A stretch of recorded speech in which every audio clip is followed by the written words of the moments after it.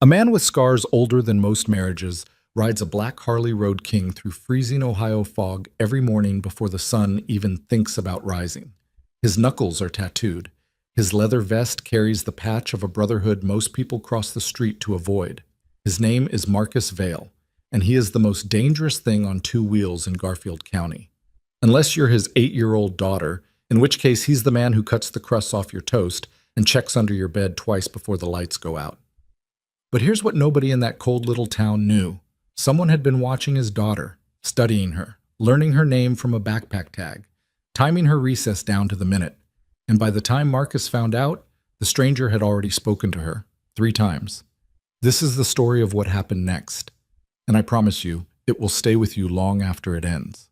If this hits you the way I think it will, smash that like button, drop a comment telling me what city you're watching from, and stay with me all the way through. Every single minute matters. The alarm never went off. It hadn't gone off in 4 years because Marcus Vale didn't need one. His body woke at 4:17 every single morning like something inside him was still standing post in a desert that didn't exist anymore, waiting for a threat that had already come and gone and left its marks across his ribs and the backs of his hands and somewhere deeper than bone where no surgeon could reach. He sat on the edge of the mattress for 11 seconds, counted them. An old habit from the VA counselor he'd stopped seeing 2 years ago because the man kept asking him to close his eyes and breathe, and Marcus couldn't close his eyes in a room with another person without his hands starting to shake. 11 seconds. Feet on cold hardwood. The furnace clicking on somewhere beneath the floor like a mechanical heartbeat. Then he stood, and the day began the way every day began. In silence, in darkness, in the small rented house on Caldwell Road, where the only thing worth protecting slept in a room down the hall with a nightlight shaped like a crescent moon. He pulled on jeans, a thermal, the leather vest with the Iron Saints patch across the back, stitched by a dead man's wife in a garage in Dayton 6 years ago. The leather smelled like gasoline and winter, and something Marcus could never name, but associated with the closest thing to home he'd ever known. He didn't look in the mirror, hadn't in months. The scar tissue along his jaw told a story he didn't want to read every morning, and the gray in his beard had arrived too early, like everything else that wore him down. Quietly, without permission, without end. The hallway was narrow. One framed photograph on the wall. Ivy at 5, gap-toothed, sitting on the tank of his Road King in a parking lot somewhere in southern Indiana, laughing so hard her eyes were shut. He touched the frame with 2 fingers as he passed. Didn't stop. Kept walking. The kitchen light was the only one he turned on, and even that felt like too much noise in a house that had learned to breathe softly. Coffee. Black. No sugar. The pot gurgled and spit while Marcus leaned against the counter and stared at the window above the sink where frost had painted itself across the glass in patterns that looked like the topographic maps he used to study before missions he was no longer allowed to talk about. Outside, Caldwell Road sat empty beneath a single street lamp that buzzed orange through the fog.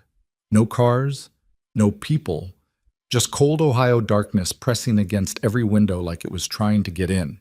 He drank the first cup standing up, poured the second into a thermos. Then he walked down the hall and opened Ivy's door the way he always did, slowly, with his boot wedging the bottom so the hinge wouldn't creak, and stood there for a moment watching his daughter sleep. She was 8. Brown hair tangled across the pillow, one arm hanging off the mattress. The blanket kicked halfway to the floor because she slept like she was running somewhere even in her dreams. Her backpack sat by the door, zipped and ready, because Ivy was the kind of kid who packed her own bag the night before and laid out her shoes by the front door and reminded Marcus to sign permission slips he'd already forgotten about. She was more organized than he'd ever been, more patient, more human, maybe, in ways that made him feel like he was borrowing time he hadn't earned. Ivy. His voice was low. Gravel and smoke and something careful underneath. Time. She didn't move. Ivy, come on. One eye opened, then the other. She looked at him the way she always looked at him in the morning. Like she was checking to make sure he was real, that he hadn't disappeared in the night the way her mother had 3 years ago when the pills finally won and the apartment in Columbus went silent and Marcus drove 90 miles in the rain to collect a 5-year-old who didn't cry, who just held his hand and said, okay, and climbed into the truck and never asked why. Cold, Ivy mumbled. I know. Really cold. I know. Get up. She sat up, rubbed her eyes, reached for the hoodie draped over her chair and pulled it on over her pajama top, which was how she'd ride to school. Half-dressed, helmet on, arms locked around Marcus's vest like it was the last solid thing in the world. Breakfast was toast. Crust cut off. A glass of orange juice she drank in 3 swallows. Marcus watched her eat while he stood near the door with his thermos and his keys and the weight of 1,000 mornings just like this one, pressing down on his shoulders like a rucksack he couldn't take off. Helmet, he said. She grabbed it from the hook by the door, pink with a scratched visor. She'd picked it out herself at a swap meet in Zanesville, and Marcus had reinforced the padding with extra foam because nothing about his daughter's safety was negotiable. Not the helmet, not the jacket, not the route. Every morning, same road. Caldwell to Route 11, Route 11 to Beechwood. Beechwood to Oak Ridge Elementary, where the crossing guard knew Marcus by his engine sound and the principal had learned not to comment on the motorcycle parked in the parent drop-off zone. The Road King sat in the driveway under a canvas cover spotted with ice. Marcus pulled the cover back, turned the key, and the engine caught with a sound that split the morning in half. Deep, rolling, mechanical thunder that echoed off the houses on Caldwell Road and made the neighbor's dog bark twice before giving up. He swung a leg over. Ivy climbed on behind him. Her arms circled his waist. Her helmet pressed between his shoulder blades. 2 squeezes. Their signal. She was ready. Marcus pulled out of the driveway and rode east into fog so thick the headlight cut through it like a dull knife, carving a narrow tunnel of yellow through gray. The cold hit his face immediately. January in Garfield County, Ohio, where winter didn't arrive so much as move in and refuse to leave. His eyes watered behind his riding glasses. His knuckles whitened inside gloves that were splitting at the seams. Behind him, Ivy pressed closer, and he could feel her warmth through the leather, through the thermal, through whatever walls he'd built between himself and everything soft in the world. Oak Ridge Elementary sat on the north end of town, a low brick building with a chain-link fence and a parking lot that was always half empty because half the families in Garfield County couldn't afford to drive when gas hit $4. Marcus pulled up to the curb at 6:51. The crossing guard, a retired welder named Dale, who wore a reflective vest over a Carhartt jacket, raised a hand. Marcus nodded. Words were unnecessary. They'd done this 600 times. Ivy climbed off, pulled her helmet free. Her hair was a mess. She didn't care. "Pick me up at 3:15, she said. 3:15. "Don't be late." "When have I ever been late?" She looked at him. "Tuesday." That was 4 minutes. Late is late. He almost smiled. Almost. The muscles in his face remembered how but couldn't commit. 3:15. Go. She turned and walked toward the front entrance, backpack bouncing against her spine, and Marcus watched her until she disappeared through the double doors. Then he sat on the idling Road King for another 30 seconds, scanning the parking lot, the sidewalk, the fence line, the tree line beyond the athletic field. Old habits, the kind that keep you alive in places where staying alive is the only job, and then follow you home and refuse to retire. Nothing. He rode to work. The shop was called Decker's, though Decker himself had been dead for 2 years on heart attack at 61 while changing brake pads on a Dynawide Glide. Marcus had bought the lease from Decker's widow for $1,200 and a promise to keep the name on the sign. It was a small garage on the south side of town, 3 bays, a parts counter, nobody used anymore, and a back office with a space heater that smelled like burning dust. Marcus worked alone most days, carburetors, transmissions, electrical problems that made other mechanics quit. He was good with machines because machines didn't ask questions and didn't need him to talk and didn't look at him with the mix of pity and wariness that most people in town had perfected over the years. The Iron Saints came by on Thursdays, sometimes Wednesdays, never on a schedule because the club didn't operate on schedules.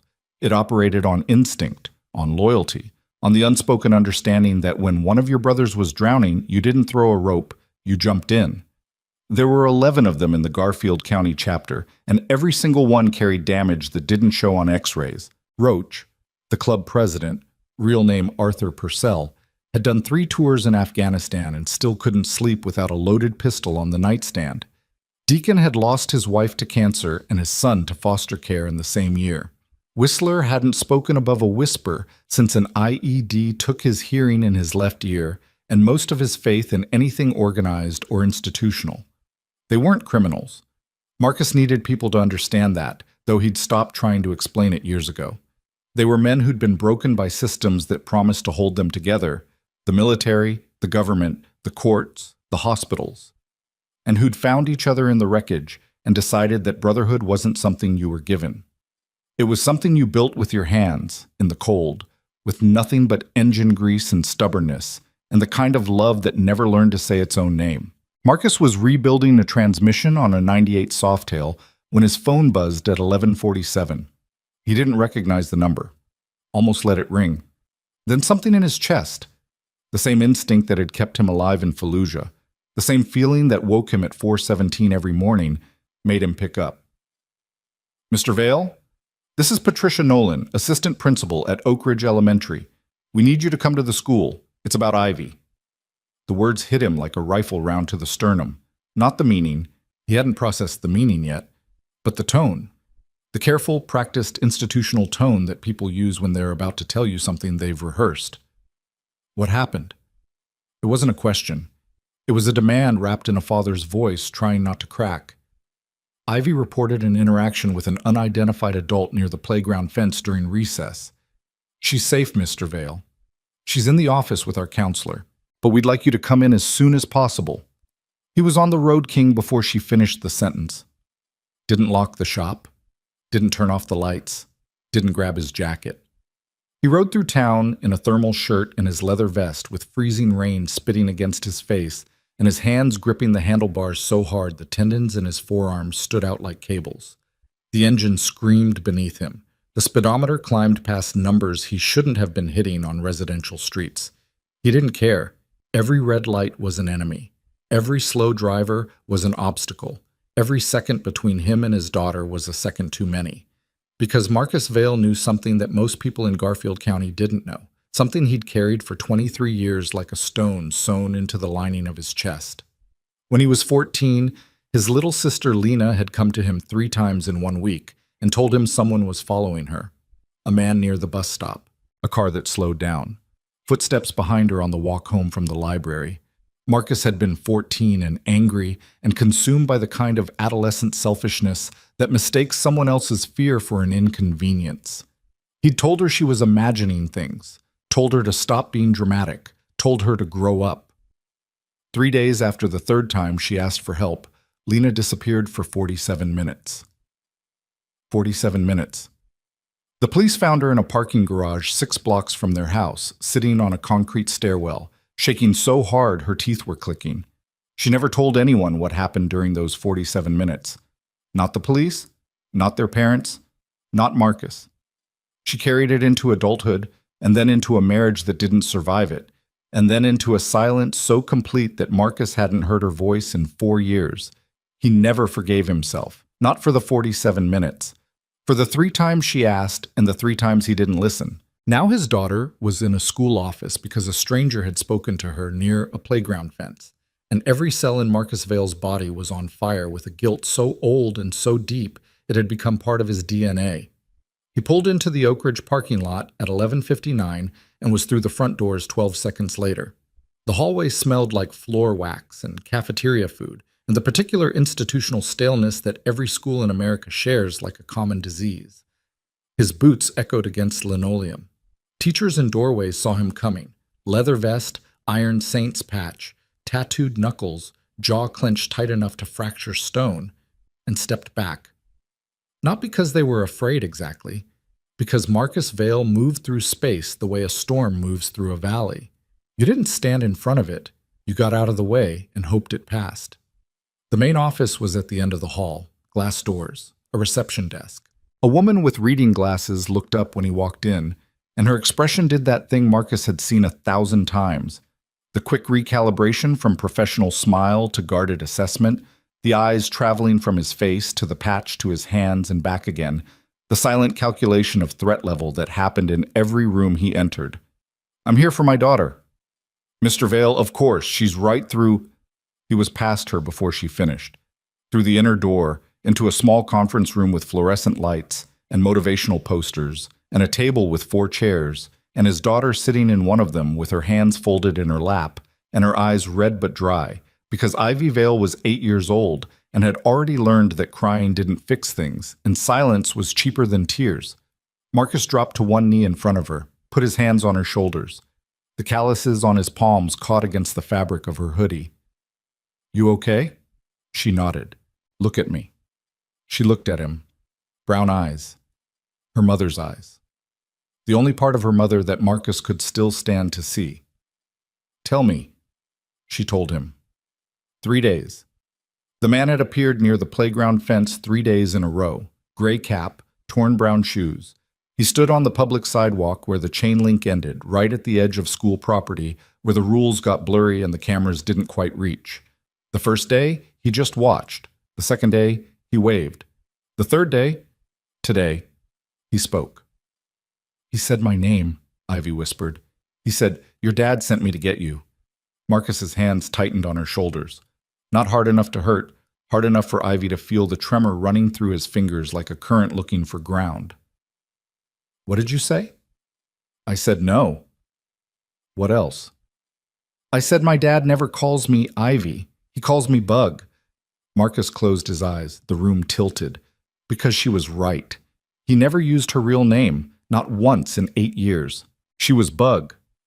Had been since she was 3 days old and curled against his chest in a hospital room in Columbus while her mother slept off the morphine, and Marcus looked down at this impossibly small thing pressed against his heartbeat and said, "You're a bug, you know that? Just a little bug," and meant it as the most sacred thing he'd ever said. The man at the fence had used her full name, the name on her backpack tag, the name on the school roster, the name a stranger could learn by watching. Patricia Nolan came in, navy blazer, clipboard, the kind of careful competence that institutions hire to handle situations they don't want to become headlines. She explained that they'd already contacted the police, that the school resource officer had reviewed footage from the nearest camera which caught a partial angle of the fence line, that a deputy was en route. Marcus listened the way he used to listen to mission briefings, absorbing data, cataloging variables, identifying gaps. And the gaps were enormous. The camera angle was partial. The man's face was obscured by the cap. The fence line wasn't technically school property. There was no physical contact, no direct threat. "So what you're telling me," Marcus said, and his voice was so quiet that Patricia Nolan leaned forward to hear it, "is that a grown man stood outside my daughter's school for 3 days studying her routine, learned her name from her backpack, and tried to lure her off school grounds by pretending to be sent by me. And your cameras barely caught it, and your staff didn't notice until my 8-year-old daughter reported it herself." The silence in the room was the kind that has texture, heavy, damp, the kind that settles over institutional failure like fog over a highway. "We take every report seriously, Mr. Vale." 3 days. He was there 3 days. "The playground is supervised, but the fence line, 3 days. Patricia Nolan set her clipboard down. She didn't have an answer that would survive the weight of that repetition, and they both knew it. Marcus turned back to Ivy. "You're coming home." "I have math after lunch." "You're coming home." She didn't argue. She grabbed her backpack and stood and took his hand, and they walked out through the main office past the receptionist, who was pretending not to stare, and through the front doors into freezing rain that hit their faces like needles made of January. On the ride home, Ivy pressed her helmet against his back and squeezed twice. Safe. But Marcus didn't squeeze back, because safe was a word he no longer trusted, and the only thing he felt was the weight of a question that wouldn't stop growing inside his chest. How long had the man been watching before Ivy noticed? He called Roach from the kitchen while Ivy did homework at the table behind him, pencil scratching against paper, feet swinging beneath her chair because they didn't reach the floor. "I need you at the house," Marcus said. "When?" "Now." Roach didn't ask why. That was the thing about the Iron Saints. You didn't explain. You called, and they came. Not because of bylaws or obligation or the threat of consequence, because the men in that club had all been the person on the other end of that call at some point. The one whose voice went flat and careful, the one who said now, instead of whenever you can, the one who needed a wall of leather and chrome between his family and whatever was coming. And every one of them remembered what it felt like when nobody answered. 40 minutes later, 4 Harleys rolled down Caldwell Road in formation. Roach's Fat Boy leading, Deacon's Dinah on the right, Whistler's Street Glide on the left. And behind them, a man they called Gage, real name Thomas Brandt, on a Road King so old the chrome had turned the color of dirty silver. They parked in the driveway. Engines died one by one like a sequence of closing doors. Boots on gravel, leather creaking in the cold, the smell of exhaust mixing with frozen rain. Ivy looked up from her homework when they came through the door. She knew them all. Roach brought her comics from a shop in Akron. Deacon taught her to change a tire when she was 7. Whistler carved her a wooden horse for her last birthday, sanding it smooth enough that she could press it against her cheek without catching a splinter. "Hey, Bug," Roach said. His voice was the texture of a gravel road at night, rough, dark, but navigable if you knew the way. He was 53, barrel-chested, with a beard that reached his collarbone and eyes that had seen things in Helmand Province that he described to no one. "Your dad says you were brave today." Ivy shrugged. "I just said no." Roach looked at Marcus. Marcus looked at the floor. Because "I just said no" was the simplest sentence in the English language, and it was also the thing that might have saved his daughter's life. And the distance between those two truths was a canyon wide enough to swallow him whole. They sat in the kitchen. Coffee. No sugar for any of them.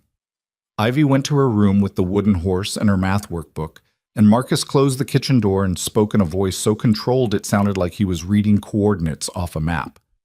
He told them everything: the 3 days, the gray cap, the backpack tag. The words, "Your dad sent me to get you." The partial camera footage, the institutional shrug wrapped in professional language. Roach listened without moving. Deacon cracked his knuckles once, then stopped himself. Whistler stared at the table with the particular intensity of a man who processes the world through silence, because sound had been stolen from him in a way that made him distrust everything loud. Gage was the one who spoke first. "Deputy been out yet?" "On the way. Supposed to be." "Name?" "Mercer. Cole Mercer." Gage nodded slowly. He'd had dealings with the Garfield County Sheriff's Department before, not as a criminal, but as a man whose appearance triggered the kind of institutional suspicion that wasted everyone's time and solved nothing.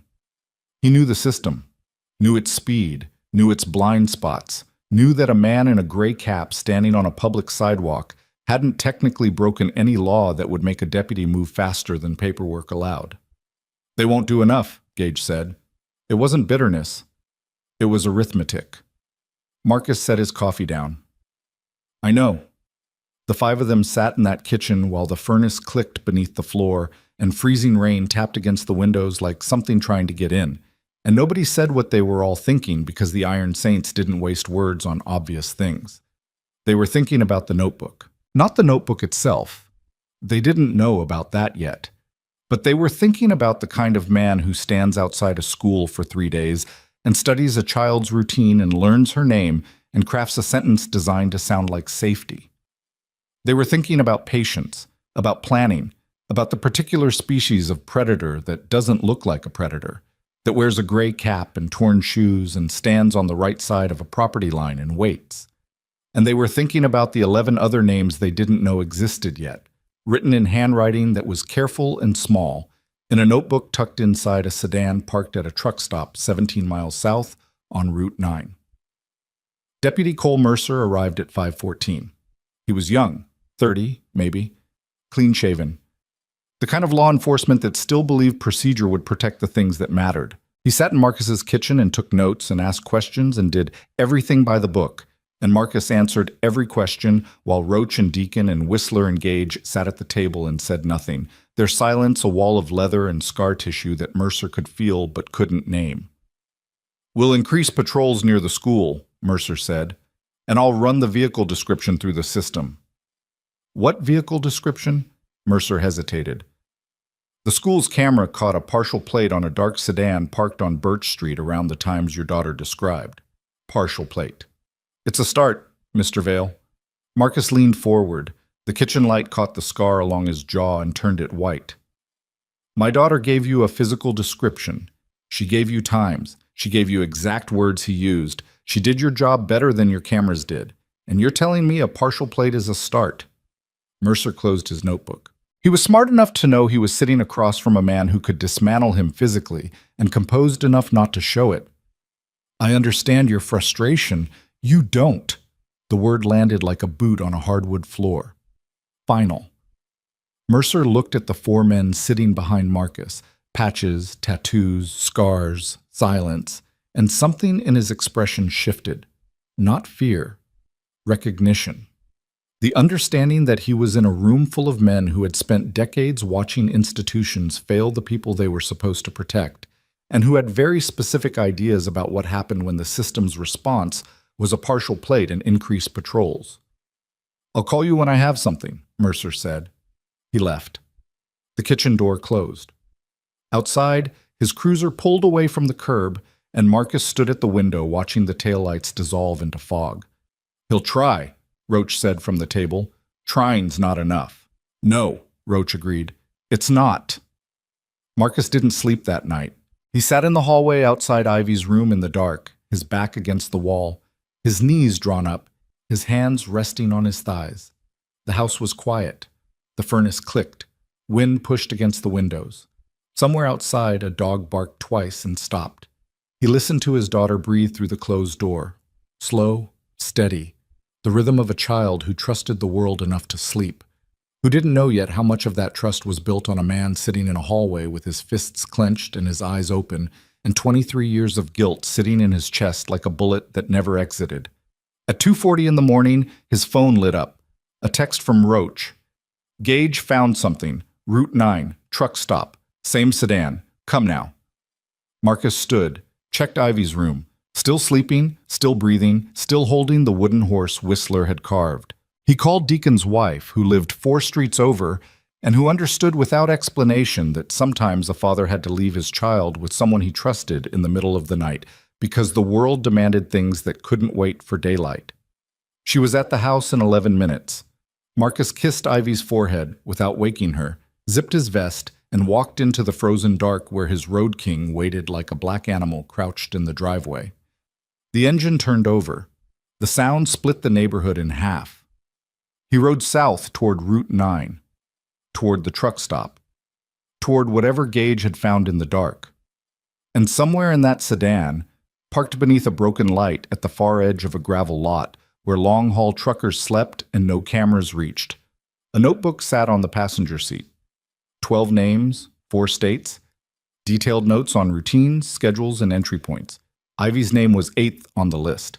And the man in the gray cap was still inside the truck stop, drinking coffee, watching the door, waiting for the moment he'd decide it was safe to move again. He didn't know that 4 motorcycles were already turning off the highway. He didn't know what the Iron Saints did when one of their own called at 2 in the morning. And he didn't know that Marcus Vale, scarred, sleepless, shaking with a rage so cold it felt like winter living inside his bones, was 3 miles out and closing.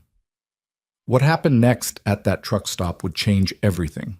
Not just for Marcus, not just for Ivy. For 12 families who didn't yet know their children's names were written in a dead man's handwriting, inside a notebook that smelled like cigarettes and gasoline and the kind of evil that wears ordinary shoes and waits. The truck stop off Route 9 sat like a wound in the dark, fluorescent light bleeding through greasy windows, diesel pumps humming in the cold, a neon sign missing 2 letters so it read RAEL stop in stuttering pink against the black Ohio sky. The gravel lot stretched wide and poorly lit, long-haul rigs parked in rows like sleeping animals, their engines ticking as they cooled. At the far edge, beneath a light pole with a shattered bulb, a dark sedan sat alone. No plates visible from the road, frost climbing the windshield, engine cold. Marcus killed his headlight 200 yards out and rolled the Road King to a stop behind a dumpster at the lot's perimeter. The engine died with a low mechanical sigh. He swung off and stood in the dark, his breath visible in the frozen air, his hands steady despite everything screaming inside him. 3 motorcycles were already there. Roach's fat boy tucked behind a propane cage, Deacon's Dinah near the fence, Gage's old Road King parked diagonally across from the sedan like a chrome barricade. Whistler's Street Glide was missing. Roach appeared from behind the propane cage. He moved quietly for a man his size, 240 pounds of scar tissue and controlled violence wrapped in leather that creaked when the wind hit it. His face was half shadow, half orange from a distant sodium lamp. "Whistler's inside," Roach said. "Counter seat, coffee, eyes on the target." "Where?" "Booth near the back. Gray cap. Eating eggs." Marcus looked at the truck stop's front windows. Through the condensation, he could make out shapes. A waitress, a trucker hunched over a plate, the silhouette of Whistler's broad shoulders at the counter. And beyond that, deeper in the dining area, a figure in a booth, alone. Gray cap pulled low. "Sedan's unlocked," Gage said. He'd materialized beside Roach without sound, which was something Gage did, appeared and disappeared like weather. He was the oldest of the saints, 59, with hands the size of dinner plates and a face that looked like it had been carved from driftwood by someone who didn't care about aesthetics. "Didn't touch anything. But I looked through the window." "And?" Gage's jaw tightened. The tendons in his neck moved like cables beneath weathered skin. "There's a notebook on the passenger seat. Open. I could read the first page through the glass." "What's on it?" "Names. Children's names, with schools listed next to them." The silence that followed had a sound. It sounded like four men breathing in January darkness while their blood went hot enough to melt the frost on their boots. Marcus felt something shift inside his chest. Not anger, not yet, but the precursor to anger, the tectonic movement before the quake, the moment the ground decides it's done holding still. "How many names?" Marcus asked. "Couldn't count. At least 10. Maybe more." Marcus turned toward the sedan. The distance between where he stood and that passenger side window was maybe 40 feet. 40 feet and a decision that would define everything that came after. "Don't," Roach said. Marcus stopped. Not because Roach outranked him. The Iron Saints didn't work like that, despite what people assumed. He stopped because Roach's voice carried a specific frequency that Marcus had learned to recognize over 6 years of riding beside him. It was the frequency of a man who'd made the wrong move in a critical moment before and carried the cost of it in places no one could see. "We call Mercer," Roach said. "Mercer's got a partial plate and good intentions. That's not enough." "It's enough if we give him the rest. Location, vehicle, suspect inside. We hand him a case he can't fumble.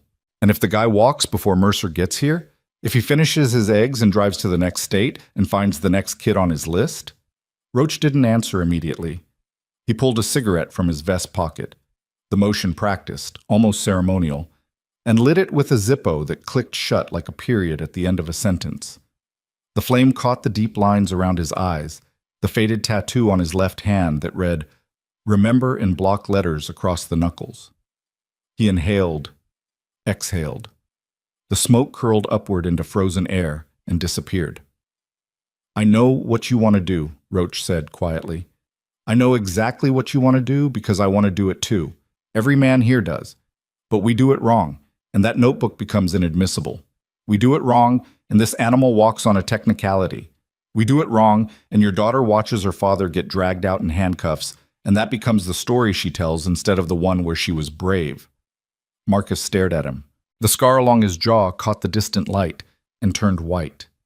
His hands hung at his sides, and the knuckles, tattooed, scarred, split from 2 decades of hitting things that sometimes hit back, flexed once, twice. "I'm not asking permission," Marcus said. "I know you're not. I'm asking you to think." "I've been thinking for 23 years, Roach. I thought my way through my sister disappearing. I thought my way through 3 deployments. I thought my way through burying my kid's mother.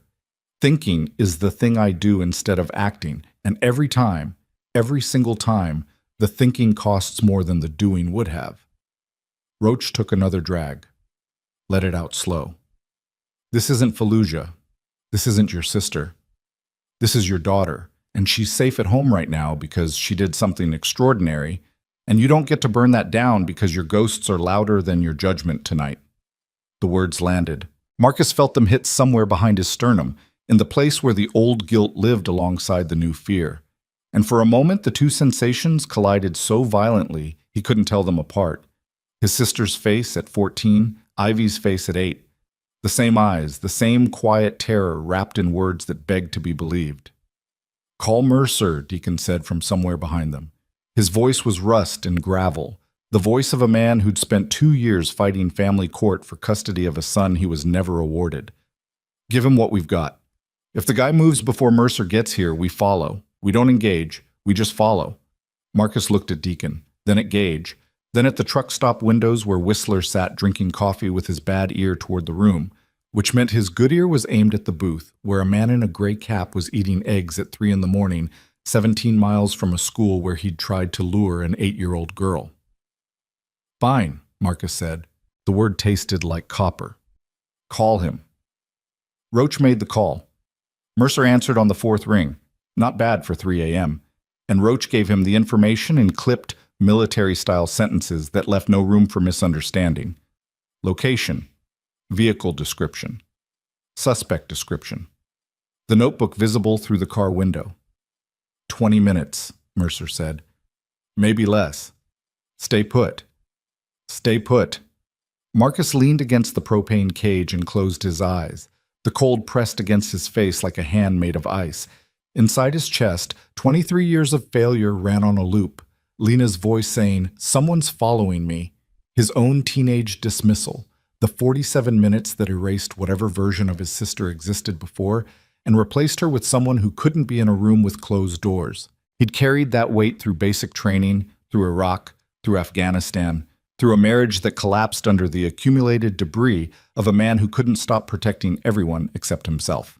And now it was 3 in the morning, and he was standing in a truck stop parking lot in January, while a man who collected children's names like stamps sat inside eating eggs, and Marcus was supposed to stay put. 8 minutes passed, then 10. Whistler came out through the side door, quiet, deliberate, his massive frame moving with a precision that contradicted his size. He walked to Roach and spoke in that permanent whisper that the IED had given him. "He's on the phone." "Who's he calling?" "Don't know, but he's agitated, packing up, putting money on the table." Marcus pushed off the propane cage. "He's leaving." "Mercer's 12 minutes out," Roach said. "He doesn't have 12 minutes. The guy's moving." They watched through the windows. The man in the gray cap stood from the booth. He was average. Average height, average build, the kind of man you'd pass in a grocery store and forget before you reached the checkout. That was the horror of it. Not the monstrousness of his appearance, but the absence of it. He looked like a substitute teacher, like someone's uncle at a barbecue, like nobody. He walked toward the front door. Marcus moved. Roach grabbed his arm. Not hard, but firm. The grip of a man who understood that the next 30 seconds would determine whether Marcus Vale went home to his daughter or to a cell. "You touch him, and it's over," Roach said. "Everything we've done tonight becomes obstruction, assault, vigilante bullshit that every prosecutor in the state will use to make him the victim. You want that? You want Ivy visiting you behind glass?" Marcus pulled his arm free.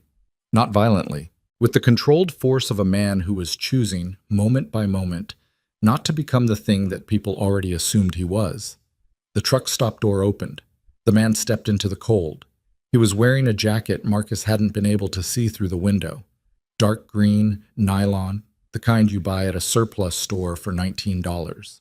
His gray cap was pulled low. His shoes, torn brown shoes, exactly as Ivy described, scraped against the gravel as he walked toward the sedan. He was 30 feet from the car, then 20, then 15, and then he stopped. Because 4 motorcycles were visible now, not hidden anymore. Sitting in the open between him and the sedan like chrome sentinels, their tanks reflecting the broken light from the busted pole overhead. And standing beside those motorcycles, 4 men in leather vests with patches that meant nothing to most people but meant everything to the kind of person who understood that brotherhood isn't a word. It's a barricade. The man looked at them. His face was visible now beneath the cap, pale, clean-shaven, unremarkable. Eyes that scanned the scene with the quick calculation of someone who'd been in tight spots before. Not panic. Assessment. "Evening," Gage said. His voice was flat as a frozen lake. He didn't move from his position beside his road king. His hands were visible, empty, open, resting on the leather seat. Nothing threatening about the posture. Everything threatening about the stillness. The man didn't respond. His eyes moved from Gage to Roach to Deacon to Whistler, and finally to Marcus, who stood closest to the sedan, whose face was carved from something harder than anger, whose scar caught the light like a white fault line running down his jaw. "Nice night for a drive," Gage continued. Same tone, same flatness. "Heading somewhere?" "Just passing through," the man said. His voice was soft, controlled. The voice of a person who'd practiced being forgettable. "Long drive to be passing through, cold too. Where you coming from?" The man's eyes flicked to the sedan, to the passenger side window, to the notebook that sat on the seat, open, visible if you knew where to look. "Am I being stopped?" the man said. "Because you're not cops." "Nobody's stopping you," Roach said from behind his cigarette. "We're just standing in a parking lot. Free country." "Then I'll be going." He took a step toward the sedan. Marcus didn't move, didn't block his path, didn't touch him. But the distance between Marcus and the car door was close enough that the man would have to pass within arm's reach, and both of them knew what that proximity meant, even if neither of them said it. The man stopped again. Something shifted in his expression. A flicker, fast, the kind of micro-expression that trained observers learn to read in interrogation rooms. Not fear exactly. Recalculation. The moment a predator realizes the geometry of the situation has changed. "Do I know you?" the man asked Marcus. Marcus looked at him. The way Marcus looked at things was its own kind of violence. Not aggressive, not theatrical, but absolute. The stare of a man who'd spent years learning to evaluate threats in environments where a wrong read meant a body bag, and who brought that evaluation home with him and couldn't turn it off. "No," Marcus said. "But I know you." Red and blue lights appeared on Route 9 before the sentence finished settling. Mercer's cruiser turned into the lot, followed by a second unit, backup from the county. The gravel crunched under tires. Headlights swept across the scene, catching the motorcycles, the men, the sedan, the stranger in the gray cap whose face went briefly luminous in the glare before settling back into shadow. The man didn't run, didn't fight. He stood between the Harleys and his sedan and watched the deputies approach, with the vacant composure of someone who'd been through this calculation before and knew the math. Mercer got out, saw Marcus, saw the Saints. His face did a complicated thing, relief and frustration battling across his features like weather fronts colliding. He approached the man in the gray cap with his hand near his belt and his partner flanking right, and the interaction that followed was procedural, quiet, exactly the kind of controlled encounter that training manuals describe and reality rarely delivers. They asked for identification. The man produced a license from another state. They asked about the vehicle. Registration came back to a different name. They asked to look inside. The man said no. Marcus stood 12 feet away with his arms crossed and his jaw locked and every muscle in his body vibrating at a frequency only Roach could detect because Roach was watching him the way you watch a fuse that's been lit but hasn't reached the charge yet. Mercer made a phone call, spoke to someone, nodded, hung up. "We're going to need to hold you here, sir. There's a report involving this vehicle and a pending investigation. We can discuss this at the station."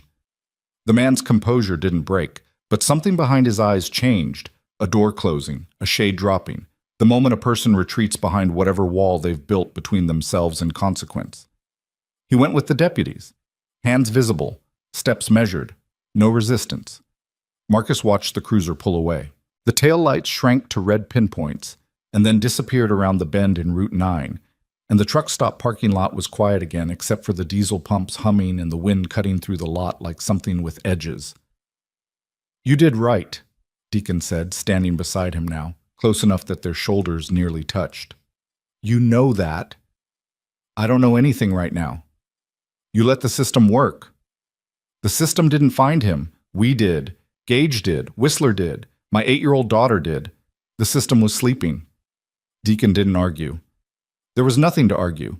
The truth was standing in the gravel lot with them, wearing leather and exhaust fumes and the bitter aftertaste of a night spent doing the restraint that no one would ever credit them for. Gage walked to the sedan. He stood beside the passenger window and looked down at the notebook the way a surgeon looks at an X-ray showing something malignant. His breath fogged the glass. 12 names, he said to no one in particular. At least 12 names in 4 different states.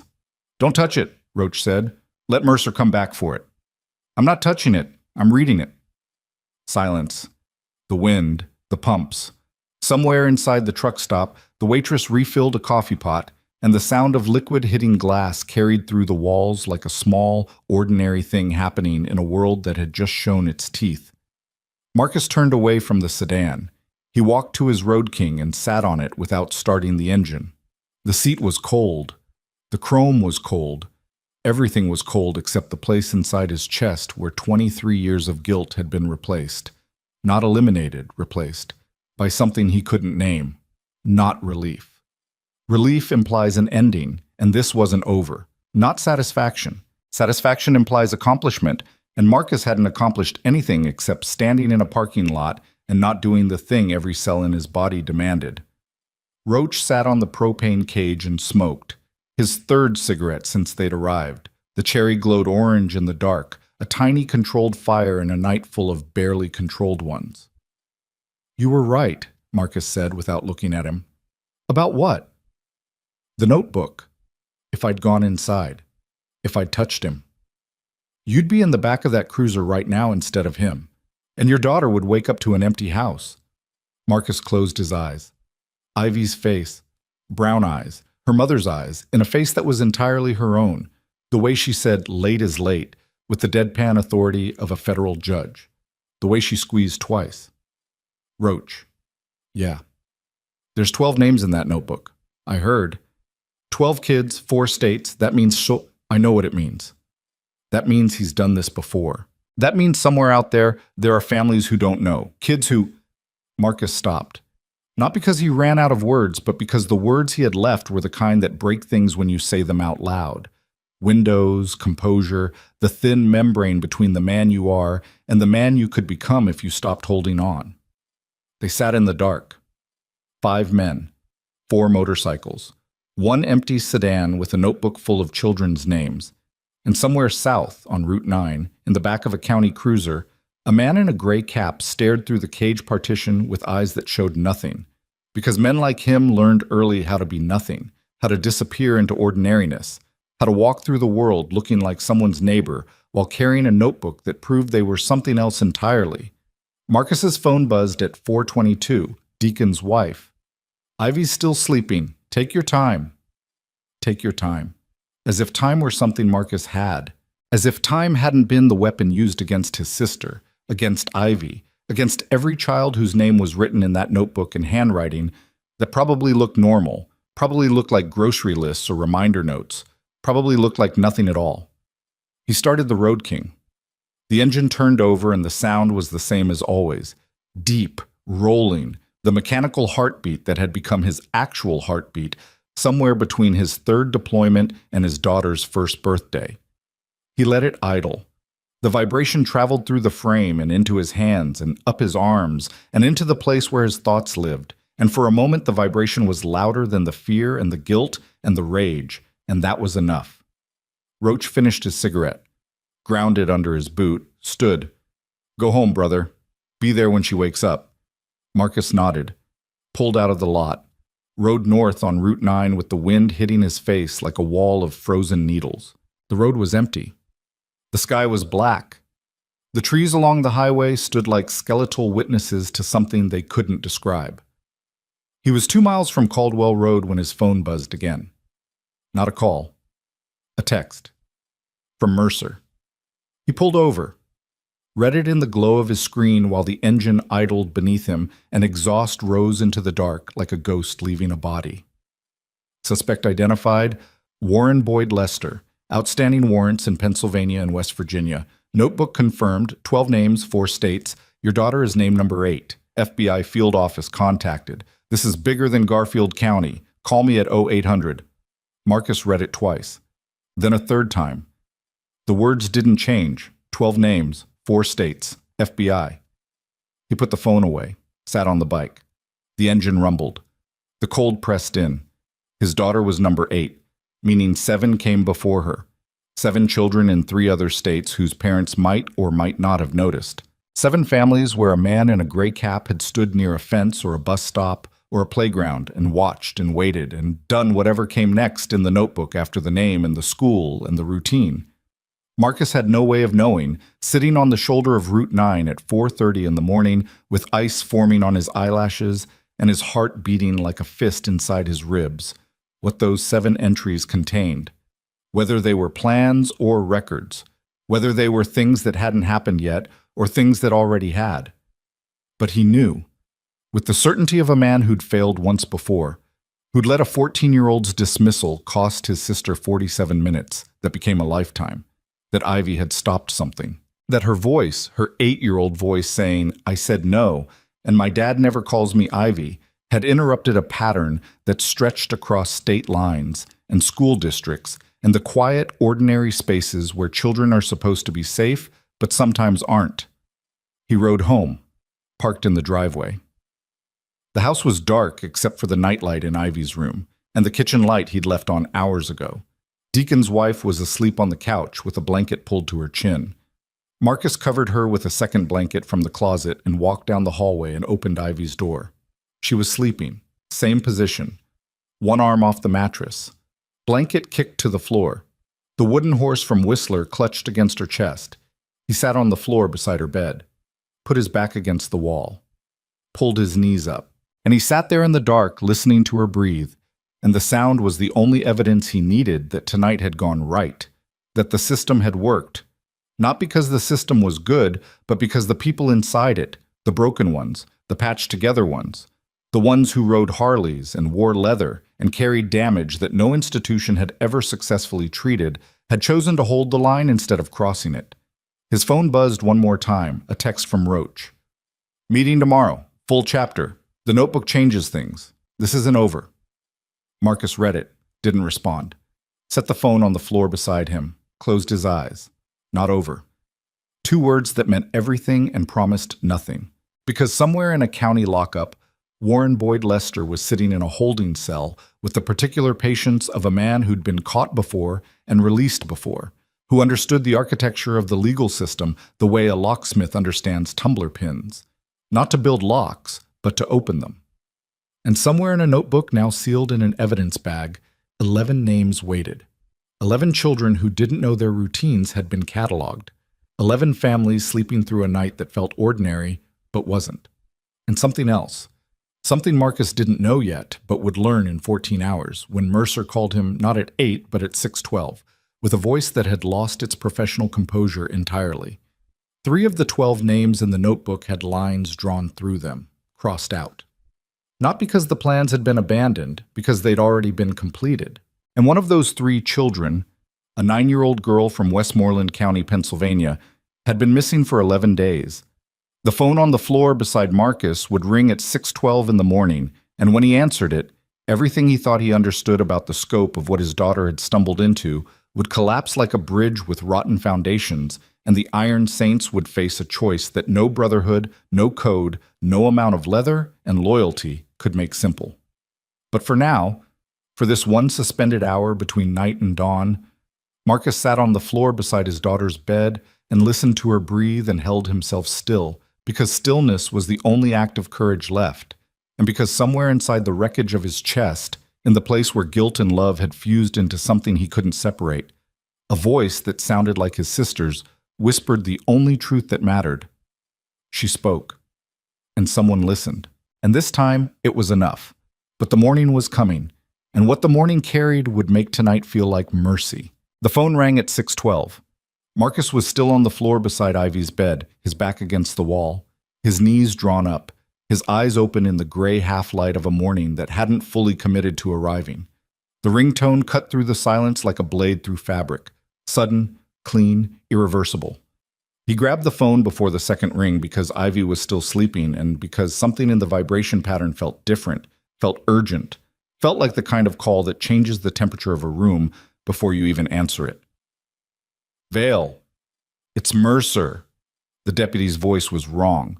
Not the careful professional tone from yesterday. Not the measured cadence of a man following procedure. This was a voice that had been stripped of its training, scraped down to the raw wood underneath. "I need you to come to the station, now. Not at 8, now." Marcus stood, his knees cracked, his lower back seized from 5 hours on a hardwood floor, and he pressed his free hand against the wall to steady himself while the blood returned to his legs in hot, prickling waves. "What happened?" "I can't discuss it on the phone." "You called me at 6 in the morning and you can't discuss it on the phone." "Mr. Vale." "What happened, Mercer?" Silence, the kind that breathes. Marcus could hear the deputy swallow, could hear the ambient noise of the station behind him. A phone ringing somewhere, a door closing, the low murmur of voices that meant the building was already full at an hour when it should have been empty. 3 of the names in the notebook had lines through them, Mercer said. Crossed out. "We thought it meant he'd abandoned those targets. We were wrong." Marcus's hand tightened on the phone. The case cracked under his grip. A small sound, barely audible, but loud enough to mark the moment. "Wrong how?"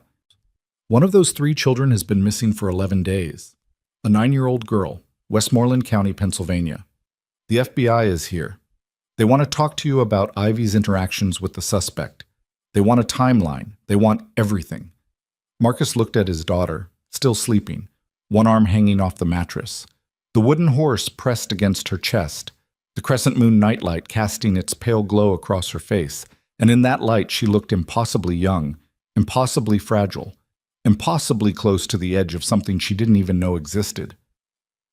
"I'll be there in 20 minutes, Marcus said. He hung up, stood in the doorway for 3 seconds, counted them. Then he walked to the kitchen and called Deacon's wife, who answered on the first ring because she'd never left, because she was still on the couch with 2 blankets and a cup of coffee she'd made in the dark. "I need to go out." "I heard the phone. Go." He didn't explain. She didn't ask. That was the architecture of the world Marcus lived in. A world where explanations were luxuries and trust was a structural element, load-bearing, essential, never questioned because questioning it would bring the whole thing down. The Road King started hard in the cold. The engine coughed twice before catching, and the sound it made was rougher than usual, as though the machine itself knew that today was different. Marcus rode east through streets that were still empty, past houses where normal families were waking to normal mornings, past the diner on 3rd, where the neon sign buzzed "Open" in green letters through the fog, past the gas station where old men gathered at 7 to drink bad coffee and argue about things that didn't matter. The cold was savage. It hit his face and hands like something personal, like the weather had identified him specifically and decided to make a point. The Garfield County Sheriff's Station was a flat brick building on the edge of town, sandwiched between a hardware store and a lot full of impounded vehicles. Marcus had been inside it twice before, once for a noise complaint from a neighbor who didn't like the sound of Harleys at dawn, and once when Gage was held overnight for a bar altercation that turned out to be self-defense supported by 4 witnesses and a security camera. He knew the front desk, the hallway, the smell, industrial cleaner and stale coffee, and the particular staleness of a building where bad news is processed daily and never fully aired out. There were 3 vehicles in the lot that didn't belong. 2 black SUVs with federal plates and a gray sedan with tinted windows. Marcus parked his Road King beside the closest SUV, close enough that the chrome of his exhaust pipes nearly touched the government bumper, and walked inside. Mercer met him in the lobby. The deputy looked like he'd aged 5 years overnight. His eyes were bloodshot. His uniform shirt was wrinkled. There was a coffee stain on his left cuff that he either hadn't noticed or had stopped caring about, and the distinction didn't matter because the effect was the same. A man coming apart at the seams while trying to hold the seams together. "This way." They walked down a hallway Marcus hadn't seen before, past the booking area, past the holding cells, past a door marked "Interview" that was closed and had voices behind it. Mercer led him to a room at the end of the hall. Small. 1 table, 4 chairs. A window with blinds turned shut. 2 people were already inside. The first was a woman, mid-40s. Dark hair pulled back. Gray suit that fit like it was built specifically for rooms like this one. She stood when Marcus entered, and her posture had the particular rigidity of someone who'd spent decades in environments where relaxation was a vulnerability. Her badge was clipped to her belt. FBI, Field Office, out of Cleveland. The second was a man. Younger, 35 maybe. Blue tie loosened, laptop open on the table. He didn't stand. His eyes tracked Marcus from the door to the chair the way a camera tracks movement, mechanically, comprehensively, without judgment or warmth. Mr. Vale, I'm Special Agent Dana Whitfield. This is Agent Corbin. Please sit. Marcus sat. The chair was metal, cold through his jeans. The fluorescent light above buzzed at a frequency that matched the ringing in his ears. The tinnitus he'd carried home from Iraq like an unwanted souvenir that played the same note every minute of every day. We appreciate you coming in, Whitfield said. What do you know about the missing girl? The directness landed like a palm on a table. Whitfield's expression didn't change, but something behind her eyes recalibrated. The slight adjustment of a professional encountering someone who doesn't follow the expected conversational choreography. Her name is Elise Brogan, 9 years old, disappeared from a bus stop in Jeannette, Pennsylvania, 11 days ago. Her name was third in the notebook. Crossed out. Crossed out meaning what? Meaning the suspect considers her status resolved. Marcus let the word sit. Resolved. A word that could mean anything. A word that institutions use when the specific truth is too ugly for the room it's in. Is she alive? Whitfield looked at Corbin. Corbin looked at his laptop. Nobody answered for 4 seconds. And in those 4 seconds, Marcus felt the floor tilt beneath his chair. Not physically, but psychologically. The way the ground shifts when you realize the thing you've been standing on isn't solid, has never been solid, was always a surface stretched over a depth you didn't want to measure. We don't know, Whitfield said. The suspect isn't talking. His lawyer arrived at 5 this morning and invoked on every question. We have the notebook, we have the vehicle, we have circumstantial evidence connecting him to the area where Elise was last seen, but we don't have a location and we don't have a statement. His lawyer, public defender, assigned at arraignment. He's been arraigned already? Emergency session, Judge Paulson. The warrants from Pennsylvania and West Virginia gave us enough to hold him, but the federal charges are still being prepared. The notebook alone isn't sufficient for... A man had my daughter's name in a notebook with 12 other children, 3 of whom are crossed out, 1 of whom is missing, and the notebook isn't sufficient? Whitfield's composure held. Marcus could see the effort it cost. A micro-tension in her jaw, a slight narrowing of her eyes. She was good at this. Practiced. The kind of federal agent who'd sat across from men far more dangerous than Marcus Vale and maintained control. But Marcus wasn't trying to be dangerous. He was trying to understand how a system designed to protect children could hold a man who collected their names like inventory and still need more evidence. The notebook establishes a pattern of interest, Whitfield said carefully. It doesn't establish criminal conduct in Ivy's case. The approach, the use of her name, the false claim of parental authority, those constitute attempted luring under Ohio Revised Code. But connecting him to Elise Brogan's disappearance requires more than proximity and a list. What about the other 2 crossed-out names? Whitfield paused. It was a short pause, less than 2 seconds. But Marcus had spent years reading pauses. In combat, a pause meant someone was deciding whether to shoot.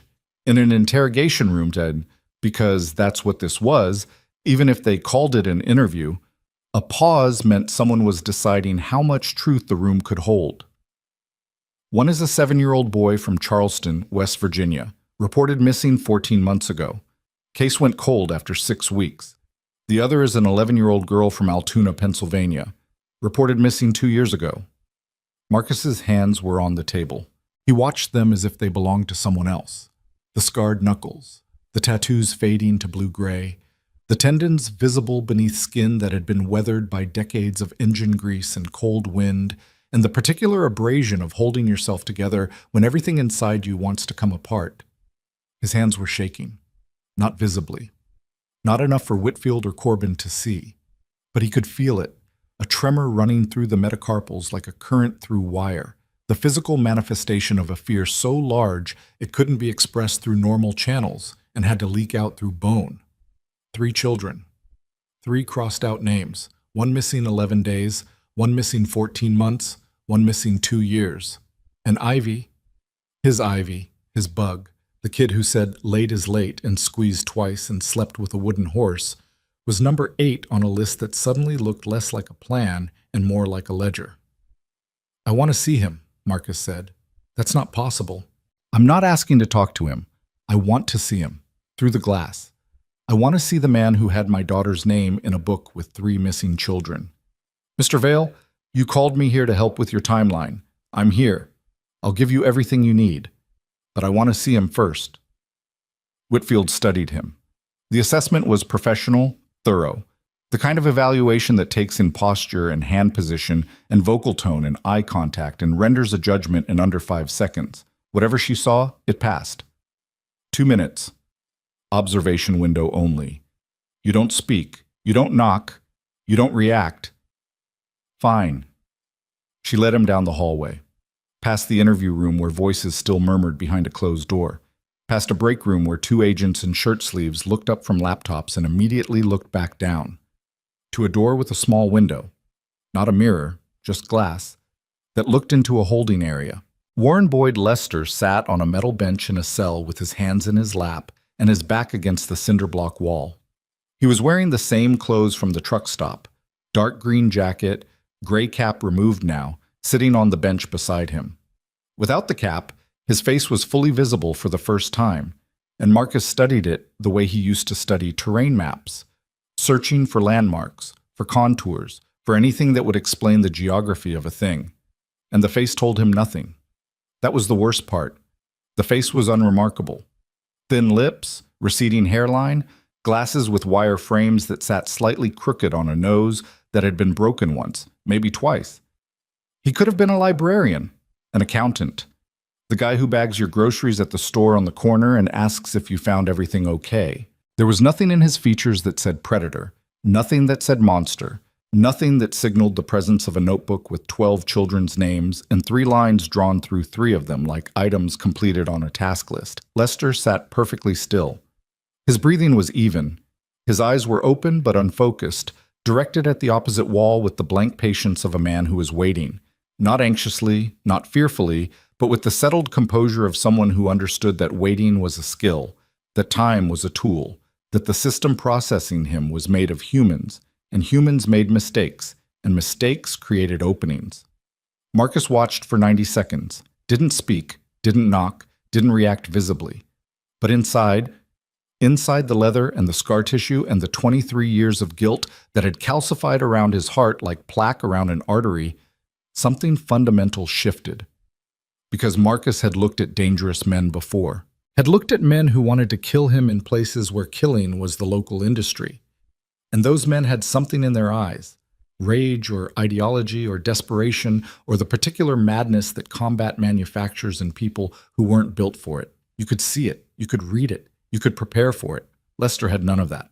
His eyes were calm, organized, the eyes of a man who filed things.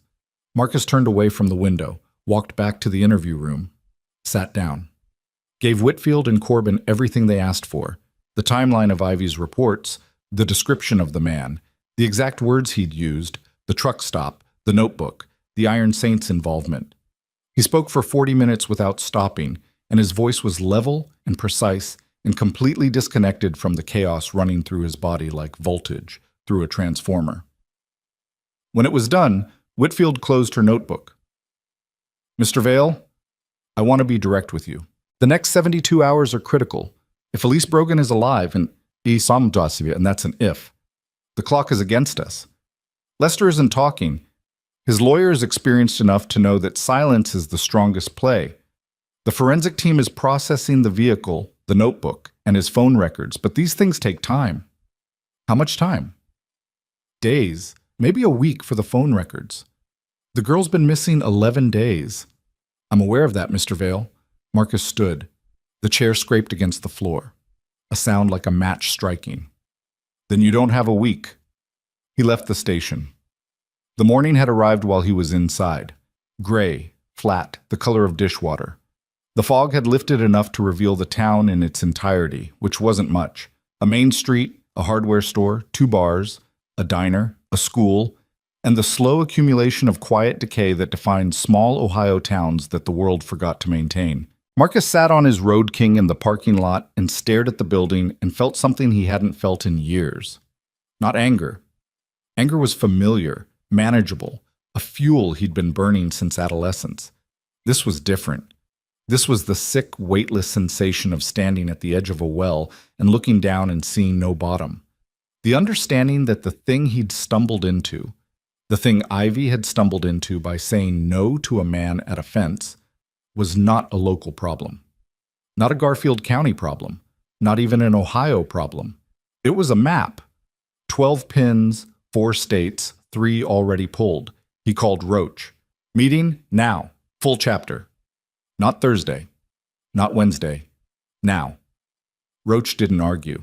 The shop on the south side of town, Decker's, became the staging ground by default. It was private. It had walls and a door that locked, and a back room with a space heater and enough chairs for 11 men, though only 9 showed because Two-Step was in Akron visiting his parole officer and Birch was working a night shift at the chemical plant in Marietta and couldn't leave.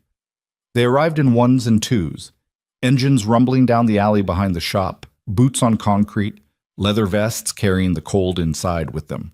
The back room filled with the smell of coffee and cigarettes and the particular musk of men who'd ridden through January air on motorcycles built for the open road, not for navigating the frozen intestines of a dying Ohio town. Marcus told them everything. The phone call, the FBI. The 3 crossed-out names, Elise Brogan, 9 years old, missing 11 days. The boy from Charleston, the girl from Altoona. The notebook as ledger. Lester's silence. The lawyer's wall, the 72-hour window. The room absorbed it. 9 men processing information the way they processed everything, through the filter of personal damage. Roach, whose 3 tours in Afghanistan had taught him that evil doesn't announce itself. It files paperwork and follows procedures and wears a reasonable face. Deacon, whose custody battle had shown him that systems designed to protect children often protect the system instead. Whistler, whose silence had become a listening device so sensitive he could hear the frequency of a lie before the liar finished speaking. Gage, whose age and patience made him the chapter's institutional memory, the man who remembered every time the club had been at a crossroads and which direction they'd chosen and what it cost. "What do you want to do?" Roach asked. He was standing near the space heater, his arms crossed, his face half lit by the orange glow of the element. The question wasn't casual. It was structural. The answer would determine what the Iron Saints became in the next 72 hours. Observers or participants, witnesses or instruments. "I don't know yet," Marcus said. And it was the truth. And the truth felt like swallowing glass. "Then we figure it out," Gage said from the corner. His voice was quiet. Not Whistler quiet, not damaged quiet, but the quiet of a man who understood that volume was rarely proportional to importance. "What do we actually have? What's the real picture?" Marcus ran through it again. The facts, the timeline, the jurisdictional maze, local, state, federal, each layer adding bureaucracy and subtracting speed. The notebook in evidence, Lester in custody, the lawyer's silent strategy, the forensic backlog. "And the families of the other kids?" Deacon asked. "The ones who aren't crossed out, names 9 through 12. Do they know?" Marcus stopped. The question landed in the room like a stone dropped into still water, and the ripples moved outward in every direction, touching every man in the room. "I don't know," Marcus said. "Whitfield didn't say." "Then they don't," Gage said.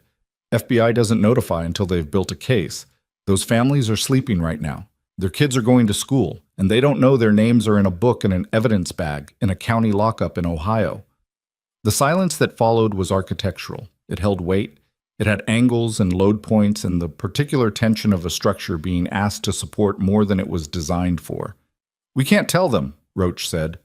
"We can't not tell them," Deacon said. "So it's a federal investigation. We insert ourselves into that and what? What happens?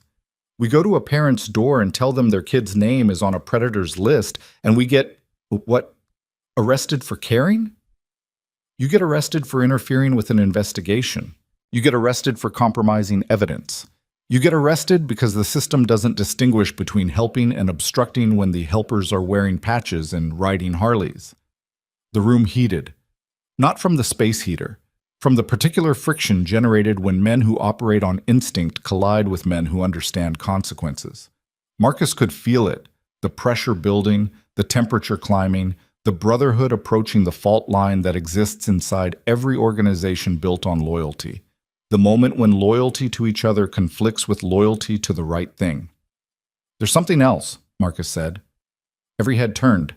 He hadn't planned to say it.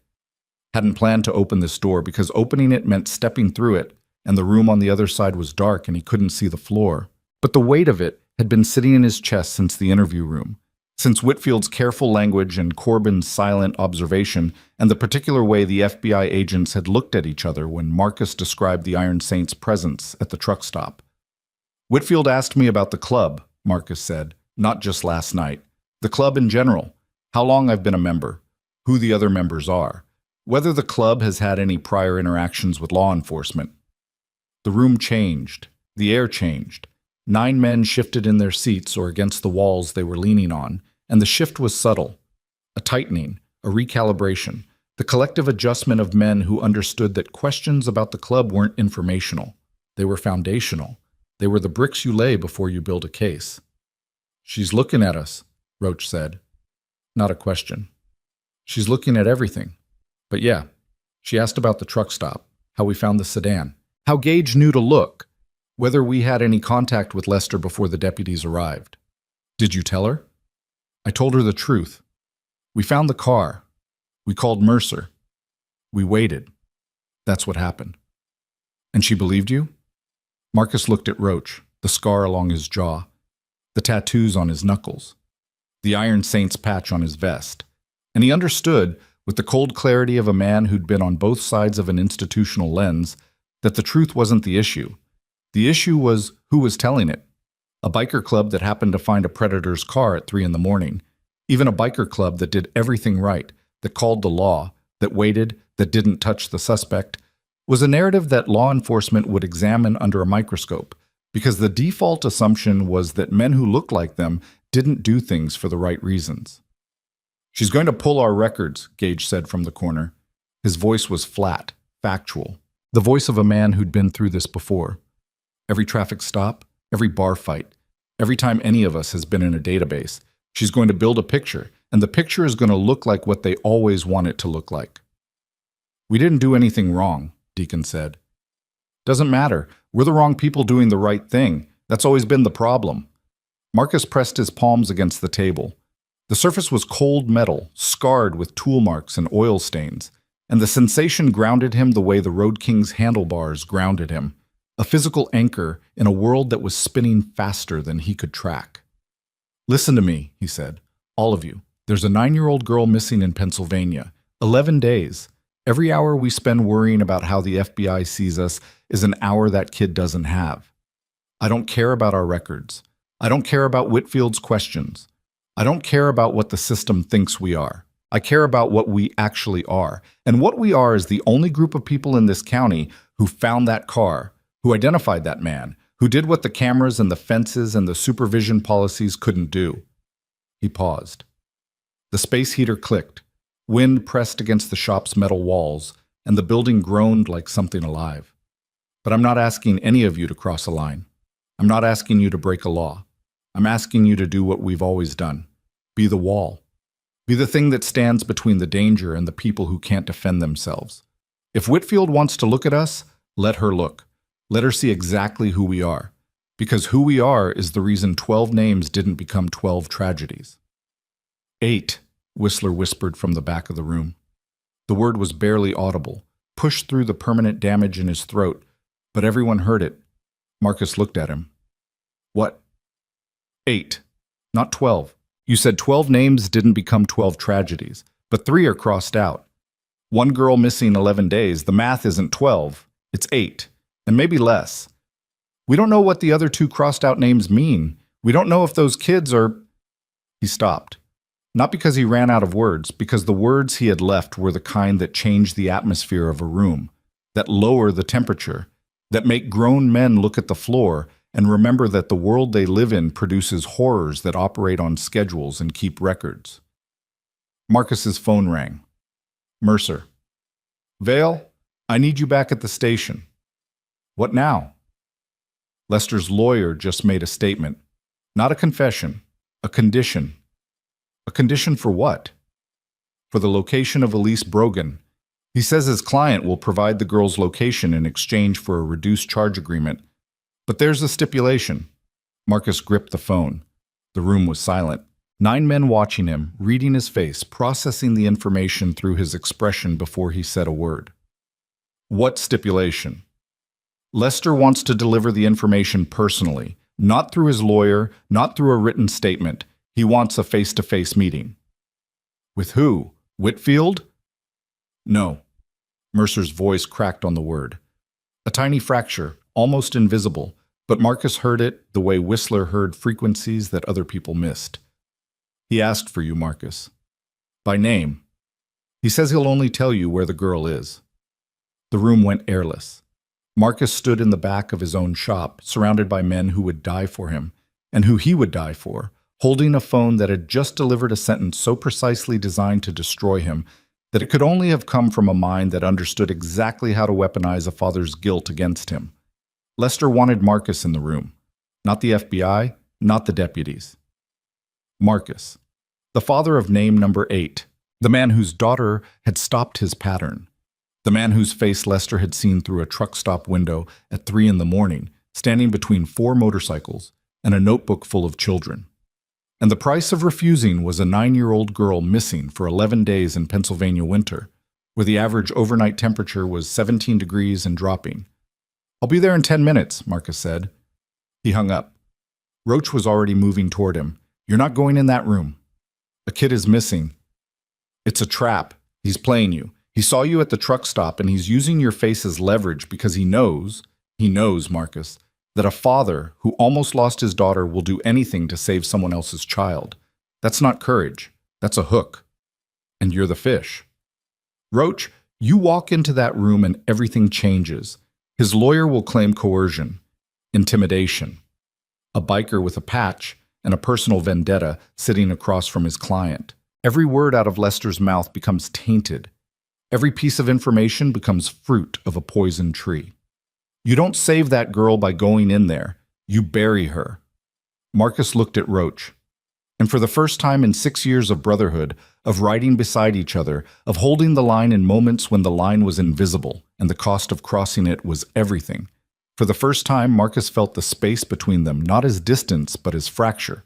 Because Roach was right, legally, strategically, procedurally right. And Marcus didn't care.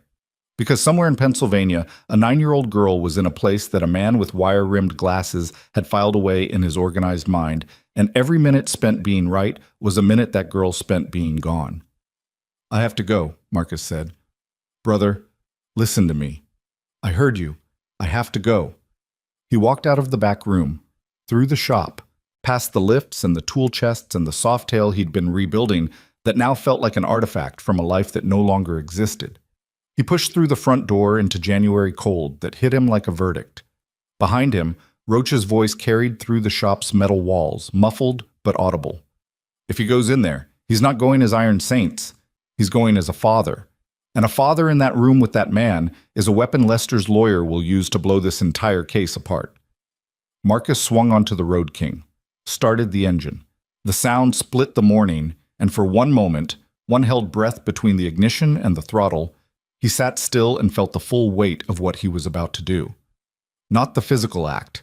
The physical act was simple.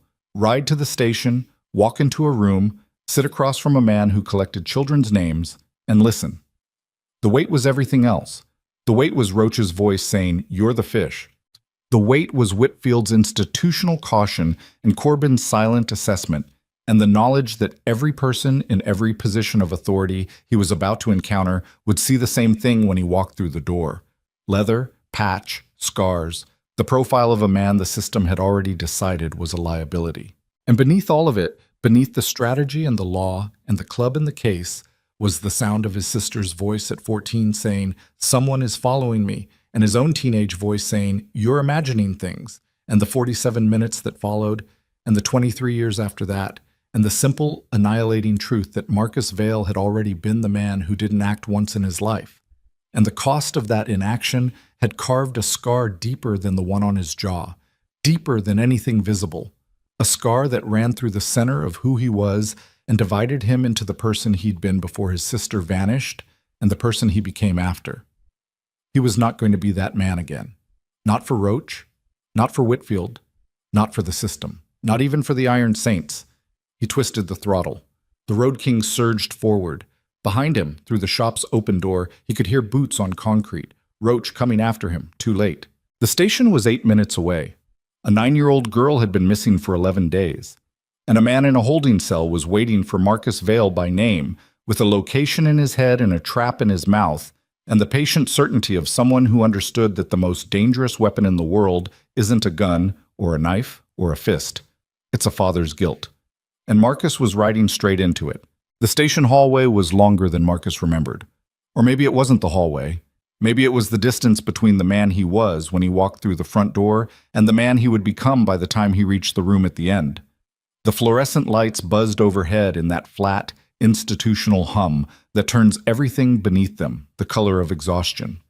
His boots hit the linoleum in measured intervals. Not fast, not slow, the cadence of a man who had made a decision and was now walking into the architecture of its consequences. Mercer intercepted him halfway down. "Vale, wait." Marcus didn't stop. Mercer fell in beside him, matching his stride with the particular urgency of a man trying to redirect a force he knew he couldn't stop. "Whitfield's not happy about this. Don't care. She's allowing it, but there are conditions. You don't touch him, you don't threaten him, you don't raise your voice. The conversation is recorded, audio and video. His lawyer will be present. Whitfield and Corbin will be watching from the observation room. If at any point Agent Whitfield determines the interaction is compromised, she pulls the plug, and you're out. Non-negotiable." Marcus stopped, turned, looked at Mercer with eyes that had been awake for 26 hours and had seen things during those hours that rearranged the furniture inside his skull. The deputy was pale, younger than he'd looked yesterday. And somewhere behind the professional facade, Marcus could see the thing that Mercer was trying very hard not to show. The dawning understanding that procedure was a leash, and the animal at the other end of it didn't care about the leash anymore. "I understand," Marcus said. "Do you? Because the man in that room is smarter than he looks. He asked for you specifically. That means he's running a play. And the play isn't about giving up the girl's location. The play is about getting inside your head." "He's been inside my head since 3 o'clock this morning. Where's the room?" Mercer led him the rest of the way. Past the break room. Past the observation window where Marcus had watched Lester breathe with the composure of a filing cabinet. To a door. Steel frame, no window, a keypad lock that beeped twice when Mercer entered the code. The door opened and Marcus stepped into a room that felt smaller than its dimensions. 8 by 10, concrete walls painted the color of old teeth, a metal table bolted to the floor, 2 chairs on one side, one on the other. Warren Boyd Lester sat in the single chair. His hands were cuffed in front of him, resting on the table. The wire-rimmed glasses sat crooked on his nose. His hair was thin, uncombed, the hair of a man who'd spent the night on a metal bench and hadn't been offered a mirror. Beside him sat a woman Marcus hadn't expected. Not a public defender, not the haggard, court-appointed type he'd imagined, but a woman in her 50s with silver hair and a navy blazer, and the kind of composure that comes from decades of sitting in rooms like this one, across from people who needed her to be the barrier between them and the full weight of what they'd done. "Helen Garza," the woman said. "I represent Mr. Lester. You are Marcus Vale?" "Yes." "Please sit." Marcus sat. The chair was the same cold metal as before, but this time the cold didn't register. Nothing physical registered. His body had entered the state it used to enter before missions. The state where sensation becomes data, where emotion becomes fuel, where the boundary between the man and the machine dissolves, and what's left is pure operational focus. He'd hated this state once. Had spent years in VA waiting rooms trying to unlearn it. Now he needed it. Now it was the only thing standing between him and the impulse to reach across a bolted table and close his hands around the throat of a man who'd written his daughter's name in a notebook next to the names of missing children. Lester looked at him. The eyes behind the crooked glasses were exactly as Marcus remembered from the observation window. Calm, organized, the eyes of someone who processed the world through categories and systems, and the particular logic of a mind that had learned to treat people as entries in a database. "Thank you for coming," Lester said. The voice was soft, almost courteous. The voice of a man placing an order at a restaurant, not the voice of a man sitting in cuffs in a county lockup, with the FBI watching through a wall. Marcus said nothing. He let the silence build. Let it fill the room the way diesel exhaust fills a garage, heavy, pervasive, changing the composition of the air. "I know what you think of me," Lester continued. "And you're not wrong, but you're not entirely right either. Where is Elise Brogan?" No preamble. No engagement with the frame Lester was trying to build. Just the question, delivered like a nail driven into wood. Straight, hard, final. Lester's expression didn't change, but something moved behind his eyes. A flicker of adjustment, the micro-recalculation of a man whose opening move had been met with a response he hadn't choreographed. "Your daughter is remarkable," Lester said. "Most children freeze. Most children don't have the language to articulate what's happening to them in real time. Ivy not only identified the threat, she dismantled my approach with a single sentence. My dad never calls me Ivy. Do you know how unusual that is?" Marcus's hands were flat on the table. The tendons in his forearms stood out like cables beneath scarred skin. His breathing was controlled. 3 counts in, 4 counts out, the pattern the VA counselor had taught him before Marcus stopped going, before he decided that breathing exercises were a poor substitute for being the kind of person whose breathing didn't need to be managed. "Where is Elise Brogan?" Garza leaned forward. "Mr. Vale, my client has expressed a willingness to provide information regarding the location of a missing child. This is a voluntary offer contingent on a formal written agreement from the United States Attorney's Office regarding charge reduction. That agreement is currently being drafted. In the interim, my client wished to speak with you directly, and Agent Whitfield has authorized this meeting under specific conditions." "I know the conditions." "Then you understand that this conversation is a courtesy, not a deposition. I understand that a 9-year-old girl has been missing for 11 days, and your client is using her location as a bargaining chip. That's what I understand." Garza's expression didn't waver. She'd heard worse, had sat in rooms with men who'd done worse. Her job wasn't to be moved. Her job was to be the wall, and she was very good at being the wall. Lester spoke again. "I asked for you because I wanted to see the man who raised a child like that. I wanted to understand how an 8-year-old girl in a town like this develops the instinct to question an adult's authority in real time. It's not common. It suggests training. It suggests a father who listened when she told him something was wrong." The sentence landed in the room like a body hitting the floor. Lester's composure held. The exterior didn't crack. But Marcus saw something pass through the man's eyes. A shadow. Brief. The involuntary recognition of a word that carried more weight than its syllables suggested. Listened. The word hung between them, and Marcus knew, with the certainty of a man who'd spent 23 years studying the cost of not listening, that the word had reached something. "I'm going to ask you one more time," Marcus said. His voice was quiet. Not threatening, not aggressive. Quiet in the way that a room goes quiet before structural failure. The last held breath before the ceiling comes down. "Where is Elise Brogan?" Lester looked at him for a long time. 6 seconds. 7. The fluorescent light buzzed. Somewhere beyond the concrete walls, a phone rang and stopped. The ventilation system pushed recycled air through a duct above the table, and the air smelled like metal and age, and the particular atmosphere of a room that had heard confessions and lies and the complicated space between them for decades. "She's alive," Lester said. Marcus's hands tightened on the table. The knuckles went white. The tattoos, faded blue-gray ink on scarred skin, stretched across bone that wanted to become fist. "Where?" Lester looked at his lawyer. Garza shook her head.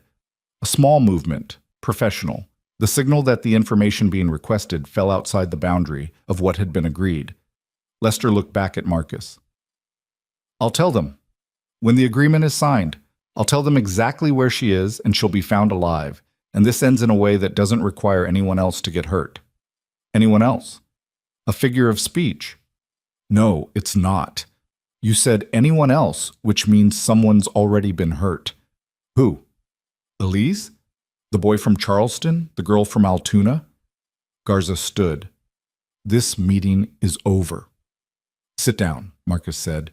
He didn't raise his voice. He didn't need to. The words carried the specific gravity of a man who had crossed a line inside himself so fundamental that the room could feel it. The temperature dropped, the air pressure changed, the fluorescent light seemed to dim, although nothing mechanical had shifted. Garza sat. Not because she was intimidated, because she was experienced enough to recognize that the most productive thing she could do in the next 30 seconds was nothing. Marcus leaned forward. The distance between his face and Lester's collapsed to 3 feet. 2. He could smell the man. Institutional soap, holding cell sweat, the faint residue of truck stop coffee on his breath. He could see every line in the unremarkable face, every vein in the unremarkable eyes, every follicle of the thinning hair. This close, Lester looked like exactly what he was. A human being, not a monster. Not a creature from a different species. A man who had been born and raised and educated and had at some point diverged from the path that most people follow and had walked into a territory so dark that the language for it existed only in legal codes and crime databases and the nightmares of parents who lay awake imagining the worst. I'm not going to hurt you, Marcus said. I want you to hear that. I'm not going to touch you. I'm not going to threaten you. I'm going to tell you something, and then I'm going to leave. And what you do with it is between you and whatever's left inside you that still functions like a human conscience. Lester blinked. The first involuntary movement Marcus had seen from him. A crack. Small. Hairline. But present. When I was 14, my sister told me someone was following her. I didn't listen. I was 14 and selfish, and convinced that her fear was an inconvenience. 3 days later, she disappeared for 47 minutes. I don't know what happened during those 47 minutes. She's never told anyone. But I know what happened after. I know that my sister became someone different. I know that she stopped sleeping through the night. I know that she stopped trusting rooms with closed doors. I know that she married a man who couldn't hold her because she couldn't be held. And I know that marriage didn't survive because how could it? I know that the person my sister was before those 47 minutes was replaced by someone else. And the original person never came back. She was erased, not by what happened to her, by the fact that she asked for help and the person she asked didn't listen. Marcus paused. The room was absolutely still. Even Garza had stopped moving. Even the ventilation system seemed to have paused, as though the building itself was holding its breath. My daughter listened to herself. She did what my sister did. She identified a threat and she told someone. But unlike me at 14, I listened at 37. And because I listened, she's home right now. She's alive. She's sleeping in her bed with a wooden horse pressed against her chest and a nightlight shaped like a crescent moon. She's safe. Not because the system worked, not because cameras caught you, not because deputies arrived on time, because an 8-year-old girl trusted her own voice and a broken man trusted his daughter. He stopped, breathed. The air in his lungs felt different, thinner, sharper, as though speaking those words had changed the chemistry of the room. Elise Brogan's parents are awake right now. I guarantee you that. They're sitting in a house in Pennsylvania staring at a phone that hasn't rung in 11 days, and they're doing the math that parents do when their child disappears. The math of hours and temperatures and possibilities that get darker with every sunrise. You have the power to end that, right now. Not when the agreement is signed. Not when your lawyer approves the language. Right now. You can say an address or a landmark or a direction, and within hours that girl's parents can stop doing that math. Marcus stood. The chair scraped against the floor. The sound was loud in the small room, a sharp metallic protest that echoed off the concrete walls. I'm leaving now. I've said what I came to say. You asked for me because you thought seeing the father of number 8 would give you leverage. But I'm not leverage. I'm a mirror. And you just looked into it. What you do next is the only thing about you that still has the chance to be human. He turned, walked to the door, put his hand on the steel frame. The property off Latrobe, Lester said. Marcus stopped. His hand stayed on the frame. He didn't turn around. County Road 14, 6 miles past the gas station on the ridge. There's a structure. Used to be a feed store. Gray siding, no sign. The basement access is through a loading dock on the east side. Marcus turned. Looked at Garza, whose face had gone the color of the concrete walls. Looked at Lester, whose composure had finally, irrevocably broken. Not dramatically, not cinematically, but in the way that real things break, quietly, a fracture that starts as a hairline and spreads until the structure can no longer pretend it's intact. Lester's eyes were wet. Not crying, just wet. The body producing moisture for reasons the mind couldn't or wouldn't articulate. "She's alive," Lester said again. "She was alive when I left." Marcus walked out. The door closed behind him with the sound of something final. Whitfield was in the hallway. She'd heard everything. Her phone was already at her ear, and the words coming out of her mouth were clipped, rapid, jurisdictional. Coordinates, units, field office, local backup, EMT, child services. The machinery of rescue engaging with the speed that the machinery of prevention had failed to provide. Marcus leaned against the hallway wall. His legs were shaking, not visibly. The tremor was internal, deep, the full-body aftershock of a man who'd just done something that required him to be more controlled than he'd ever been in combat, more disciplined than any mission had demanded, because the enemy wasn't across a field or behind a wall. The enemy was 3 feet away, wearing wire-rimmed glasses, and the only weapon Marcus was allowed to use was his voice. Mercer appeared beside him. "You okay?" Marcus didn't answer. He was staring at the wall across the hallway. A beige wall with a fire extinguisher and an evacuation plan in a plastic frame, and seeing none of it. He was seeing Lester's face at the moment the words came out. The address. The details. The wetness in the eyes that might have been involuntary or might have been the last residual flicker of something human being forced to the surface by the weight of what Marcus had said. He didn't know which. He didn't care. What mattered was the address. "I need to call Roach," Marcus said. He walked outside. The morning was still gray, still cold, still the same dishwater sky over the same tired town. His Road King sat in the lot between the federal SUVs, chrome dulled by frost, and he leaned against it and pulled out his phone and called the one number that had been there every time the ground opened beneath him. Roach answered before the second ring. "What happened?" "He gave her up. County Road 14 past Latrobe, an old feed store. She's in a basement." Silence on the line. 3 seconds. 4. Marcus could hear the ambient sounds of the shop, men talking, boots on concrete, the distant hiss of the space heater. "Is she alive?" "He says she was when he left." "When did he leave?" "I don't know. They're sending people now. FBI, local units, Pennsylvania field office." More silence. Then Roach's voice, stripped of everything except the frequency that Marcus had learned to recognize over 6 years. The frequency of a man who was recalibrating, who was absorbing new information and reorganizing everything he knew around it. "You shouldn't have gone in there." "I know. It worked. I know that too. Come back to the shop. We need to talk." Marcus rode back.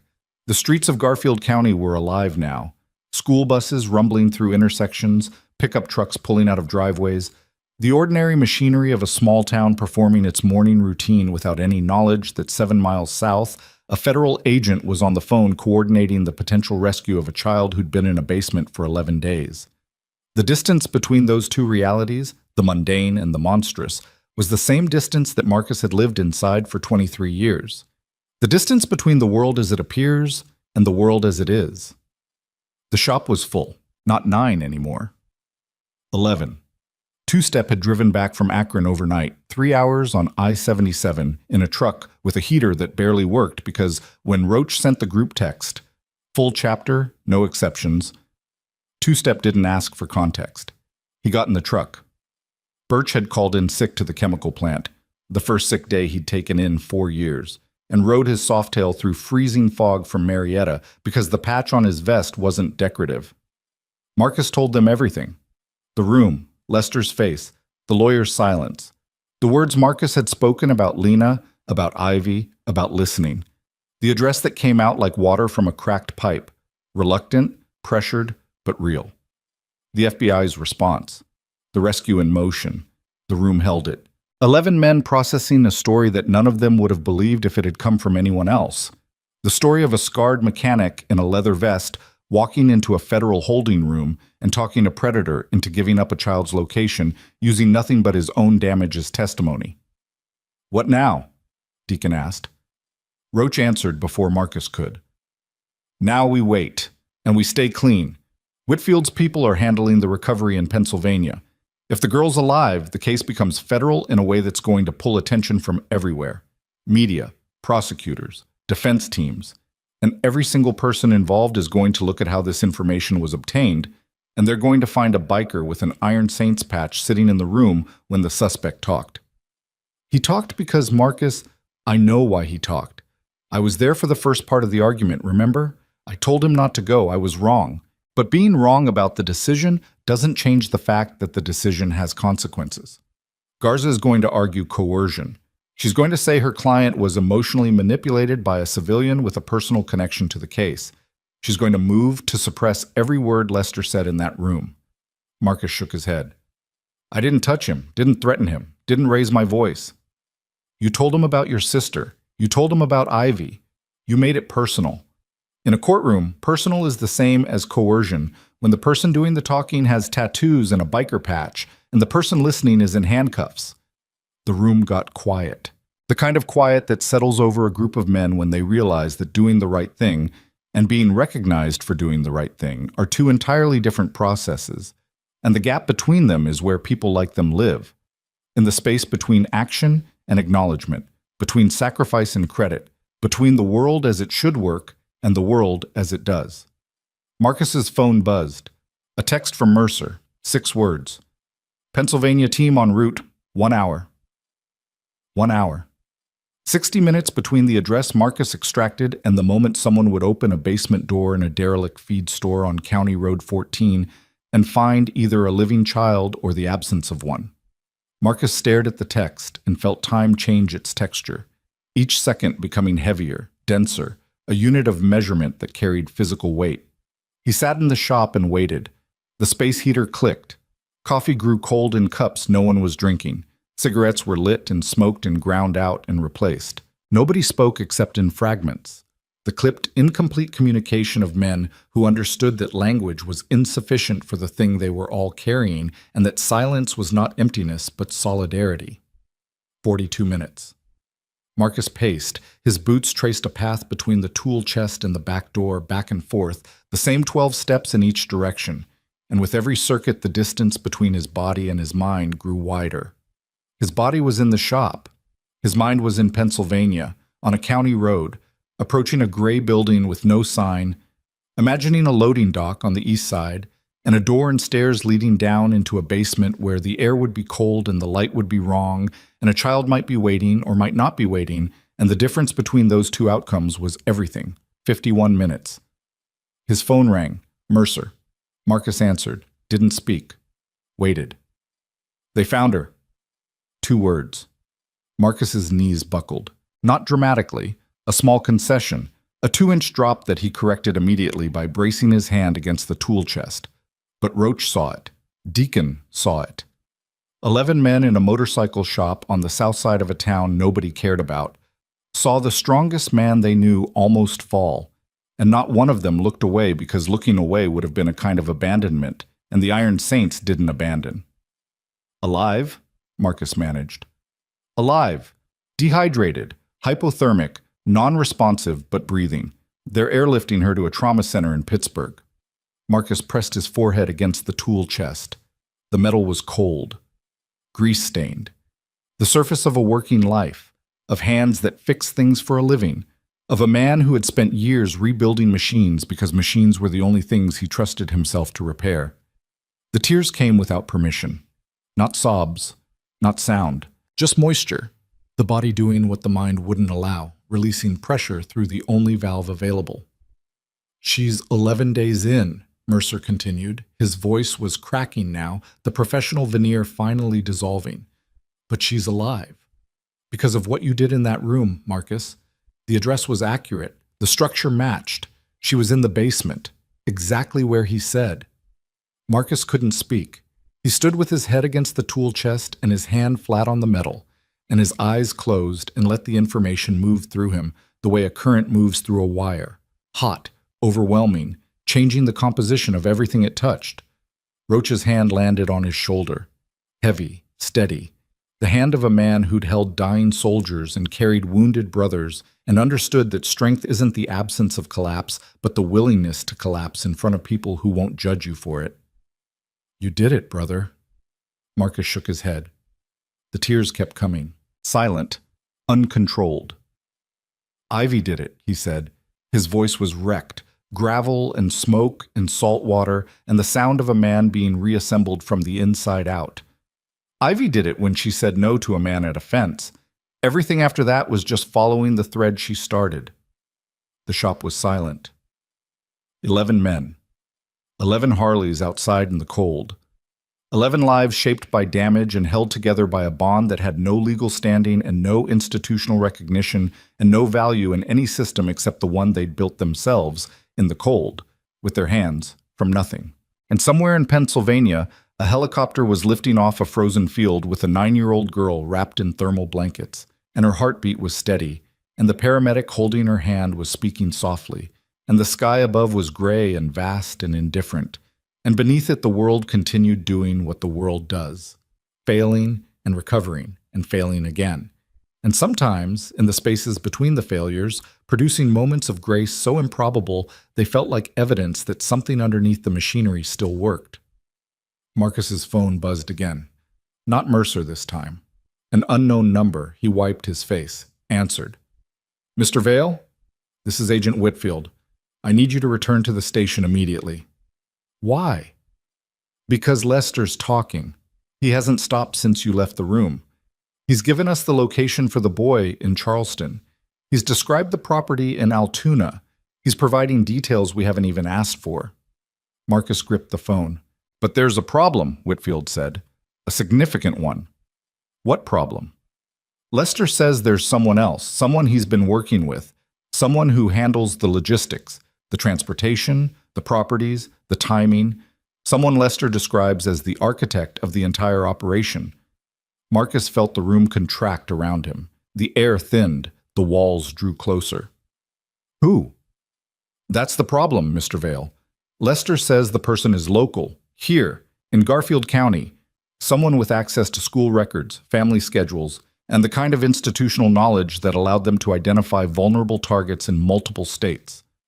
Marcus looked at Roach, at Deacon, at Whistler and Gage and Two-Step and Birch, and every man in the room whose face he knew, like he knew the sound of his own engine. "He says the person knew about Ivy before the notebook," Whitfield continued, "before Lester ever came to Ohio. Someone pointed him to your daughter specifically, someone who knew her schedule, her school, her backpack, her name." The floor opened beneath Marcus Vale's feet, not physically, not structurally, but in the way that certainty opens when the thing you thought was solid turns out to be surface, and beneath the surface is a depth you never measured because you trusted the ground.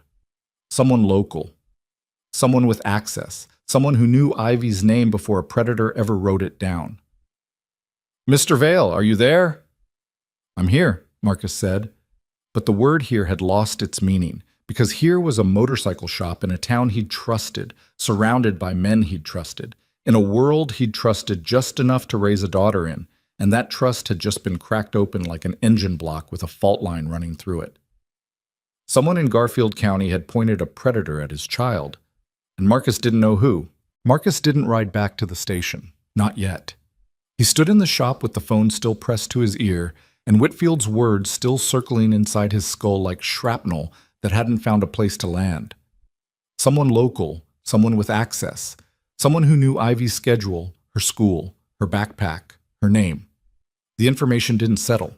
It ricocheted, bouncing off the walls of every assumption he'd built his life around since moving to Garfield County 4 years ago, when he'd chosen this town specifically because it was small, because it was quiet, because the kind of danger he was running from didn't exist in places where everybody knew everybody, and the worst thing that happened on a Tuesday was a fender bender at the intersection of 3rd and Main. He'd been wrong. The danger hadn't followed him. The danger was already here, embedded in the infrastructure of the place he'd chosen as shelter, woven into the routines and access points of the community he trusted enough to send his daughter to school in every morning on the back of a motorcycle. "Who has access to school records?" Marcus said. He wasn't asking Whitfield anymore. The phone was away from his ear. He was asking the room. Roach answered first. "Administration, front office, counselors, anybody in the district system." "Teachers?" "Some. Depends on the system." "Volunteers?" Gage spoke from the corner. His voice had the flat precision of a man working through a problem mechanically. "PTA, booster clubs, classroom aides, field trip chaperones. Anyone who signs in at the front desk gets temporary access to rosters, emergency contacts, pickup authorizations."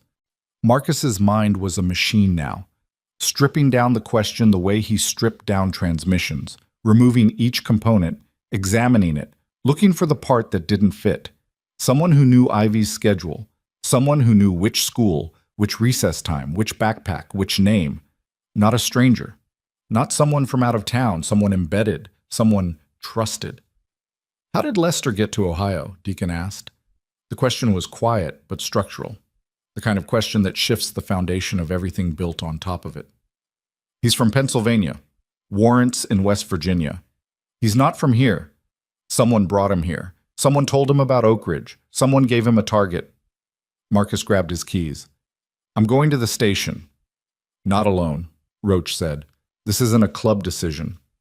"The hell it isn't. Someone in this town put a target on your kid. That makes it club business. That makes it the only business." Marcus looked at Roach. 6 years of riding beside this man. 6 years of Thursdays at the shop and midnight calls and the particular brand of loyalty that doesn't require contracts or explanations or the approval of anyone outside the circle. Roach's face was carved from the same material as the mountains he'd fought in, weathered, cracked, ancient in a way that had nothing to do with age and everything to do with what the years had contained. "Then come," Marcus said. They rode together, 2 Harleys splitting the morning traffic on Route 11, engines announcing their approach in that deep mechanical thunder that made pedestrians stop and turn and perform the quick involuntary calculation that every small-town resident performs when motorcycles with patches pass. Threat or protection, danger or safety, the ambiguity that the Iron Saints lived inside like a permanent address. Whitfield was waiting outside the station, arms crossed, breath visible in the cold. Her face had changed since the phone call. The professional composure was still there, but beneath it was something Marcus recognized from combat. The particular tension of a person who has new intelligence and hasn't finished processing its implications. "He's still talking," Whitfield said as they approached. "He's given us the Charleston location. The boy is alive, different property, same state. Recovery team is en route." Marcus felt the information hit but didn't let it land. Not yet. There was something more important.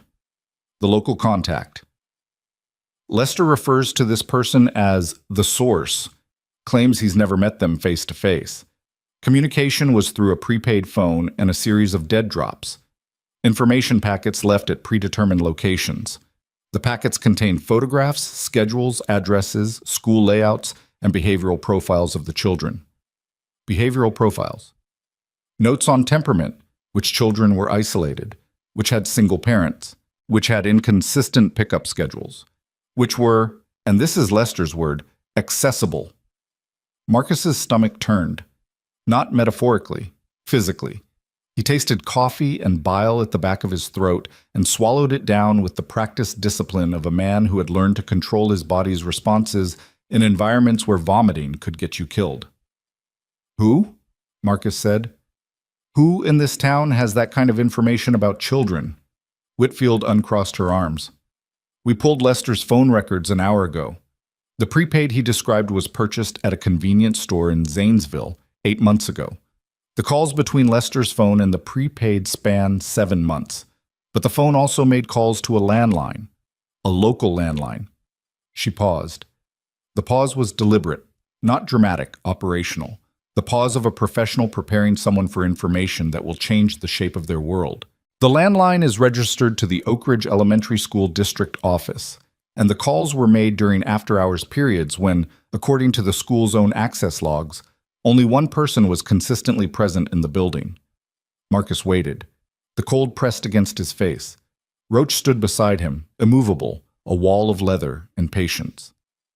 "Gerald Fisk," Whitfield said, "District Technology Coordinator. He manages the student information system, emergency contact databases, attendance records, and the security camera network for all 3 schools in the Garfield County District." The name landed like a fist against the inside of Marcus's chest. Gerald Fisk. He knew the name. Not well. Not the way you know a friend or even an acquaintance. The way you know a fixture. The man who sat in the back row at school board meetings. The man who updated the parent portal when login credentials expired. The man who'd been at Oak Ridge for 11 years. Longer than most teachers, longer than the principal, longer than the crossing guard. A thin man with glasses and a quiet voice who ate lunch alone at his desk and drove a gray Corolla and had the kind of presence that registered as furniture rather than person. The man who controlled the cameras. Marcus felt the connection snap into place with a sound only he could hear. The metallic click of a cylinder turning, of tumblers aligning, of a lock opening onto a room he hadn't known existed.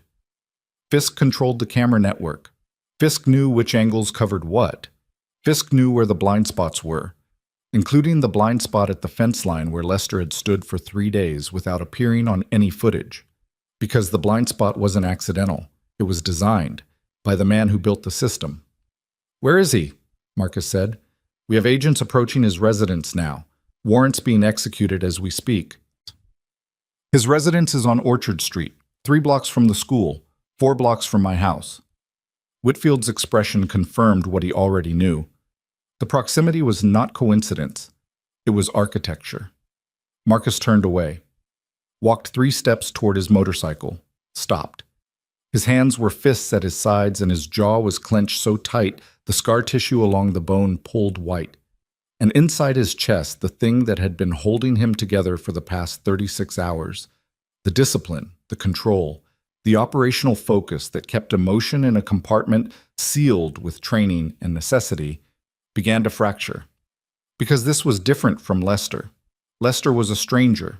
Lester was a monster from somewhere else who passed through towns like a disease moving through a population. But Fisk was here. Fisk was embedded. Fisk had sat in the same building as Marcus's daughter for 4 years, had access to her records, her emergency contacts, her photograph in the student database. Fisk had watched Marcus drop Ivy off every morning from somewhere inside that building, and he had taken what he knew and packaged it and placed it in a dead drop for a man who collected children's names like inventory. Roach's hand landed on his shoulder. The same hand, the same weight, the same unspoken message that had been transmitted through that gesture 100 times before. "I'm here. I'm not leaving. The ground is still solid because I'm standing on it with you." "Let them do their job," Roach said. "I know." "I mean it. This one's not yours." "I know." But Marcus didn't move from the parking lot.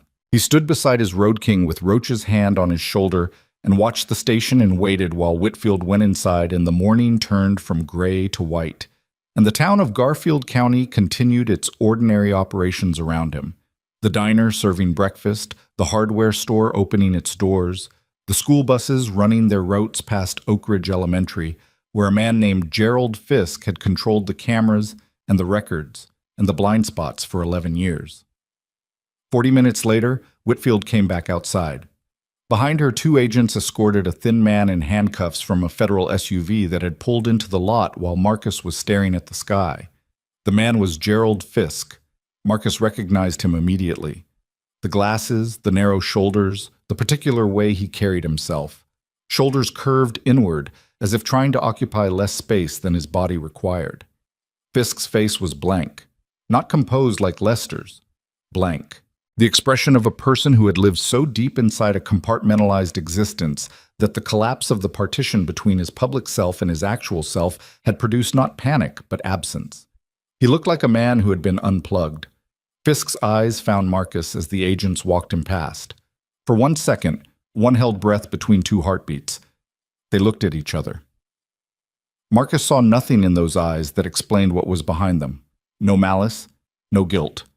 No recognition of the damage done, or the lives dismantled, or the 8-year-old girl whose name had been extracted from a database by hands that were supposed to maintain it. Just blankness.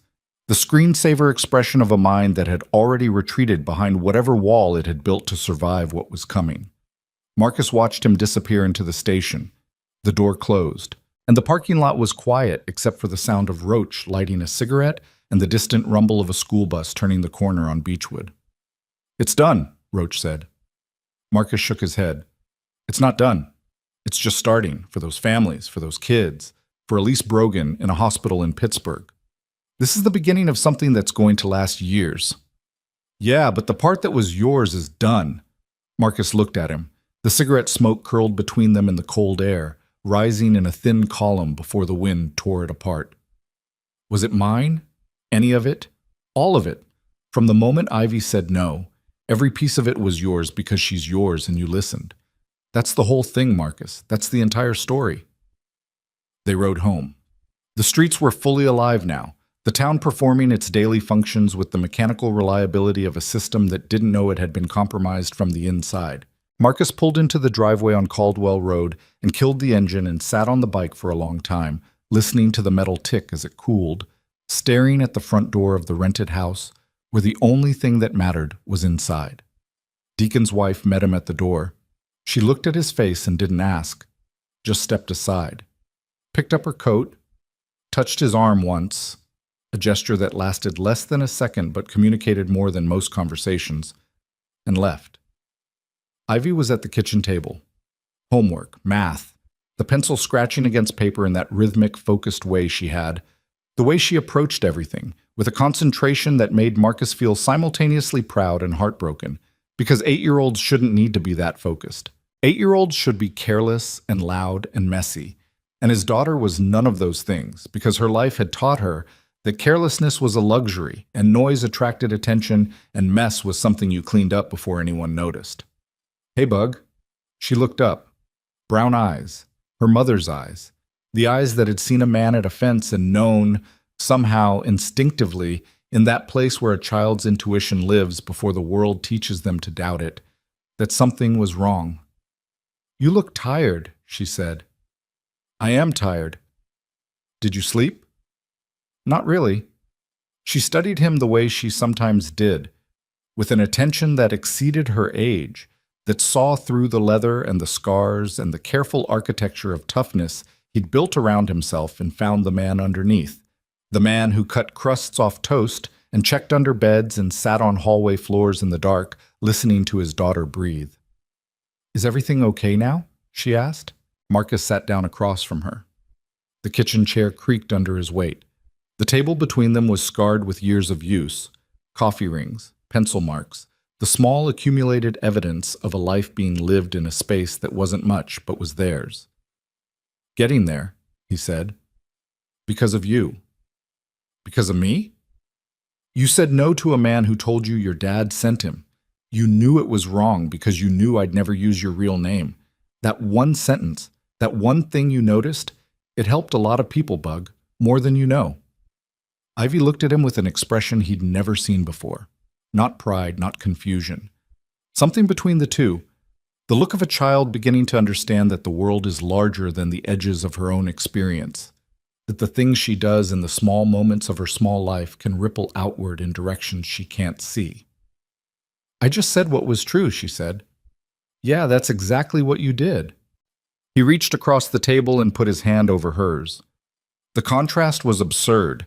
His hand, scarred and tattooed and calloused from decades of machines and combat, and the particular abrasion of holding your life together with grip strength alone, covering her hand, small and clean and still holding a pencil.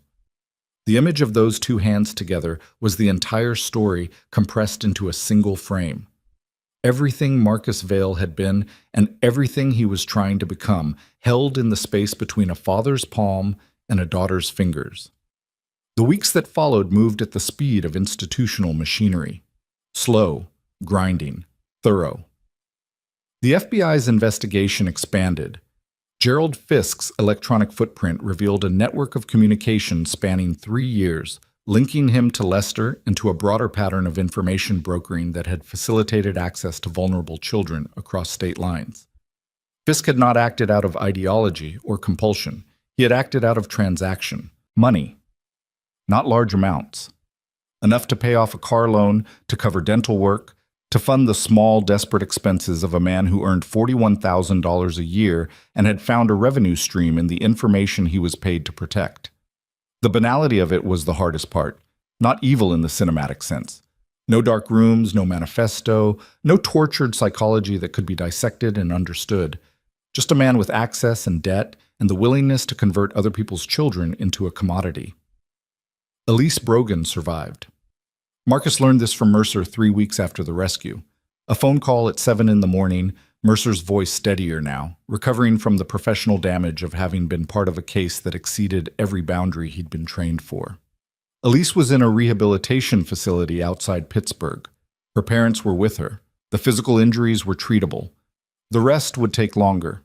The rest always took longer. The boy from Charleston was found alive in a rural property matching the coordinates Lester provided. He was 7. His name was Daniel. He'd been missing for 14 months. Marcus didn't ask for details about those 14 months. Some information is a door you open only if you're prepared to live in the room behind it, and Marcus had enough rooms. The girl from Altoona, the third crossed-out name, was not found alive. She had been gone for 2 years. Lester provided a location. Recovery teams confirmed it. Marcus learned this from Whitfield in a phone call that lasted 45 seconds. And during those 45 seconds, he stood at the kitchen sink staring at the frost on the window and feeling the weight of a truth that would never become lighter, no matter how many years he carried it. That Ivy's voice had saved lives, but not all of them. That the pattern had been running for years before his daughter interrupted it.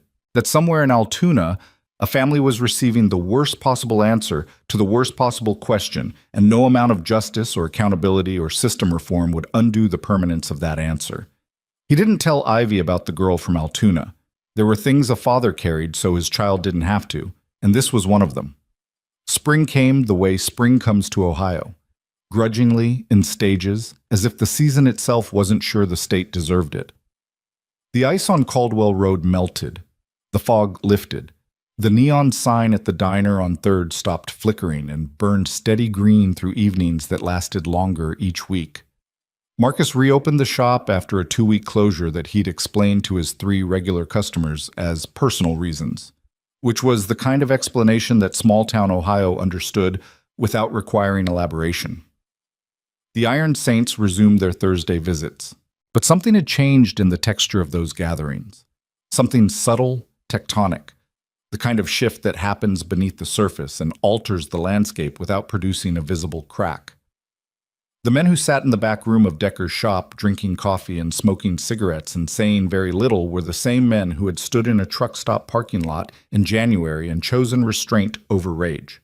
The same men who had watched their brother walk into a federal holding room alone and come out with a child's life in his hands. The same men who had learned over the course of one frozen week that the thing they'd built together, the brotherhood, the patch, the wall of leather and chrome, was not just armor. It was architecture. It was the structure that held when every other structure failed. Roach never said, "I was wrong," about Marcus going into the room with Lester. He didn't need to. The absence of the argument was the acknowledgement. The fact that he never brought it up again, never revisited the parking lot confrontation, never mentioned the word fish. That silence was Roach's version of an apology, delivered in the only language the Iron Saints spoke fluently. The school district held an emergency board meeting in March. Marcus attended. Not because he wanted to. He'd rather have been in the shop, hands deep in a carburetor, the mechanical world making its mechanical sense around him. But Ivy asked him to come, and when Ivy asked, Marcus went. The gymnasium was full. Parents, teachers, staff, reporters from 2 counties, a camera crew from a station in Columbus. The air smelled like floor polish and coffee, and the particular anxiety of a community confronting the fact that the person responsible for protecting their children's data had been selling it. Marcus sat in the back row. Leather vest, Iron Saints patch, tattoos visible. The same appearance that made teachers step back in hallways and receptionists recalculate threat levels. But tonight, people looked at him differently. Not with wariness, with something closer to recognition.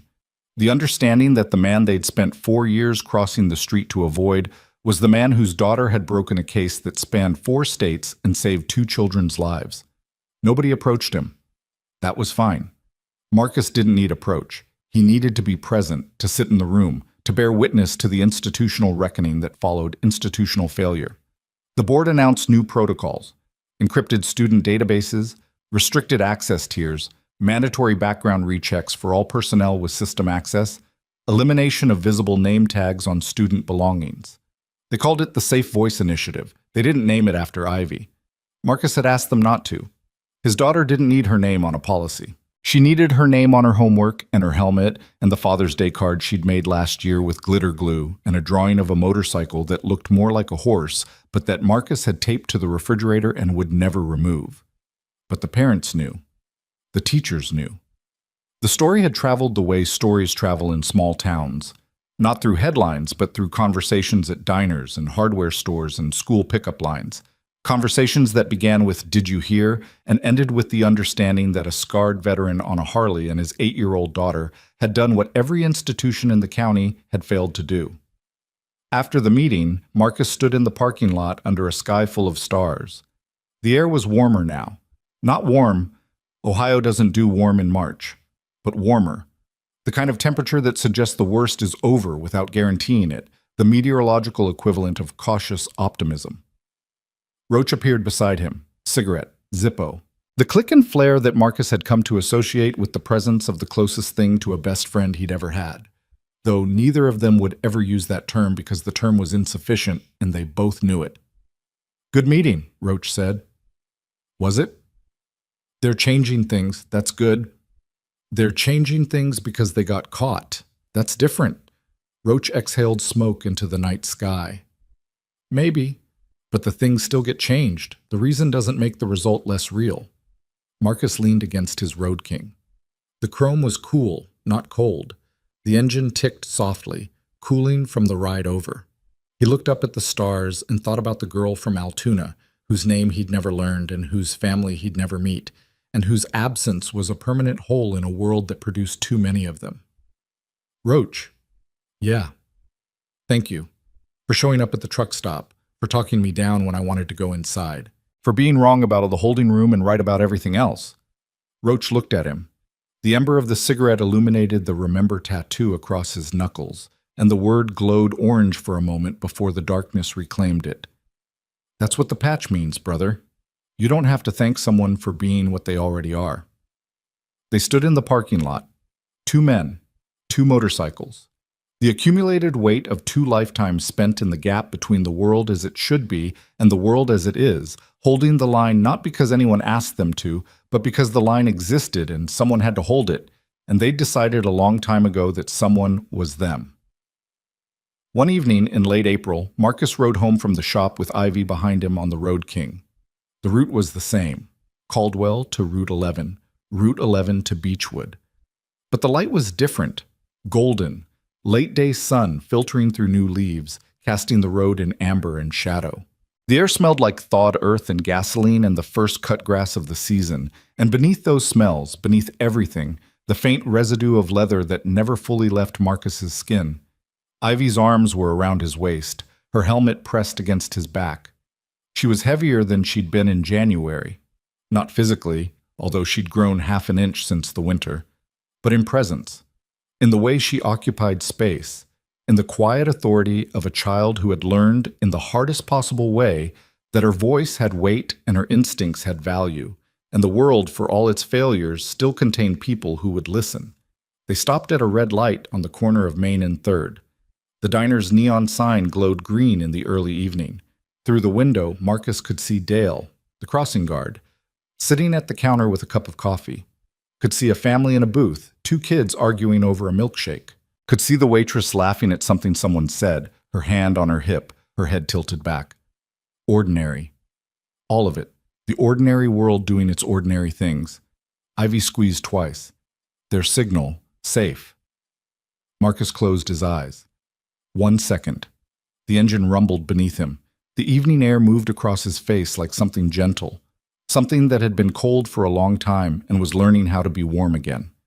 Behind him, his daughter held on, and in front of him, the road stretched forward into a town that had been broken and was mending, slowly, imperfectly, the way all broken things mend, Not by returning to what they were, but by becoming something different, something that carries the cracks as evidence that the breaking happened and the holding together happened too. He squeezed the handlebar once, his signal back. First time he'd ever given it, Ivy felt it. He knew because her arms tightened, not with fear, not with need, but with the particular pressure of a child recognizing that her father had just crossed a threshold he'd been standing at for 23 years. The threshold between the man who carried his guilt in silence and the man who could finally, after everything, signal back. The light turned green. Marcus opened his eyes, twisted the throttle. The Road King surged forward, and the sound of the engine rolled down Main Street and out past the town limits and into the open Ohio evening where the sky was wide and the road was long, and a father and daughter rode together into the kind of quiet that doesn't mean nothing is wrong. It means someone is finally listening.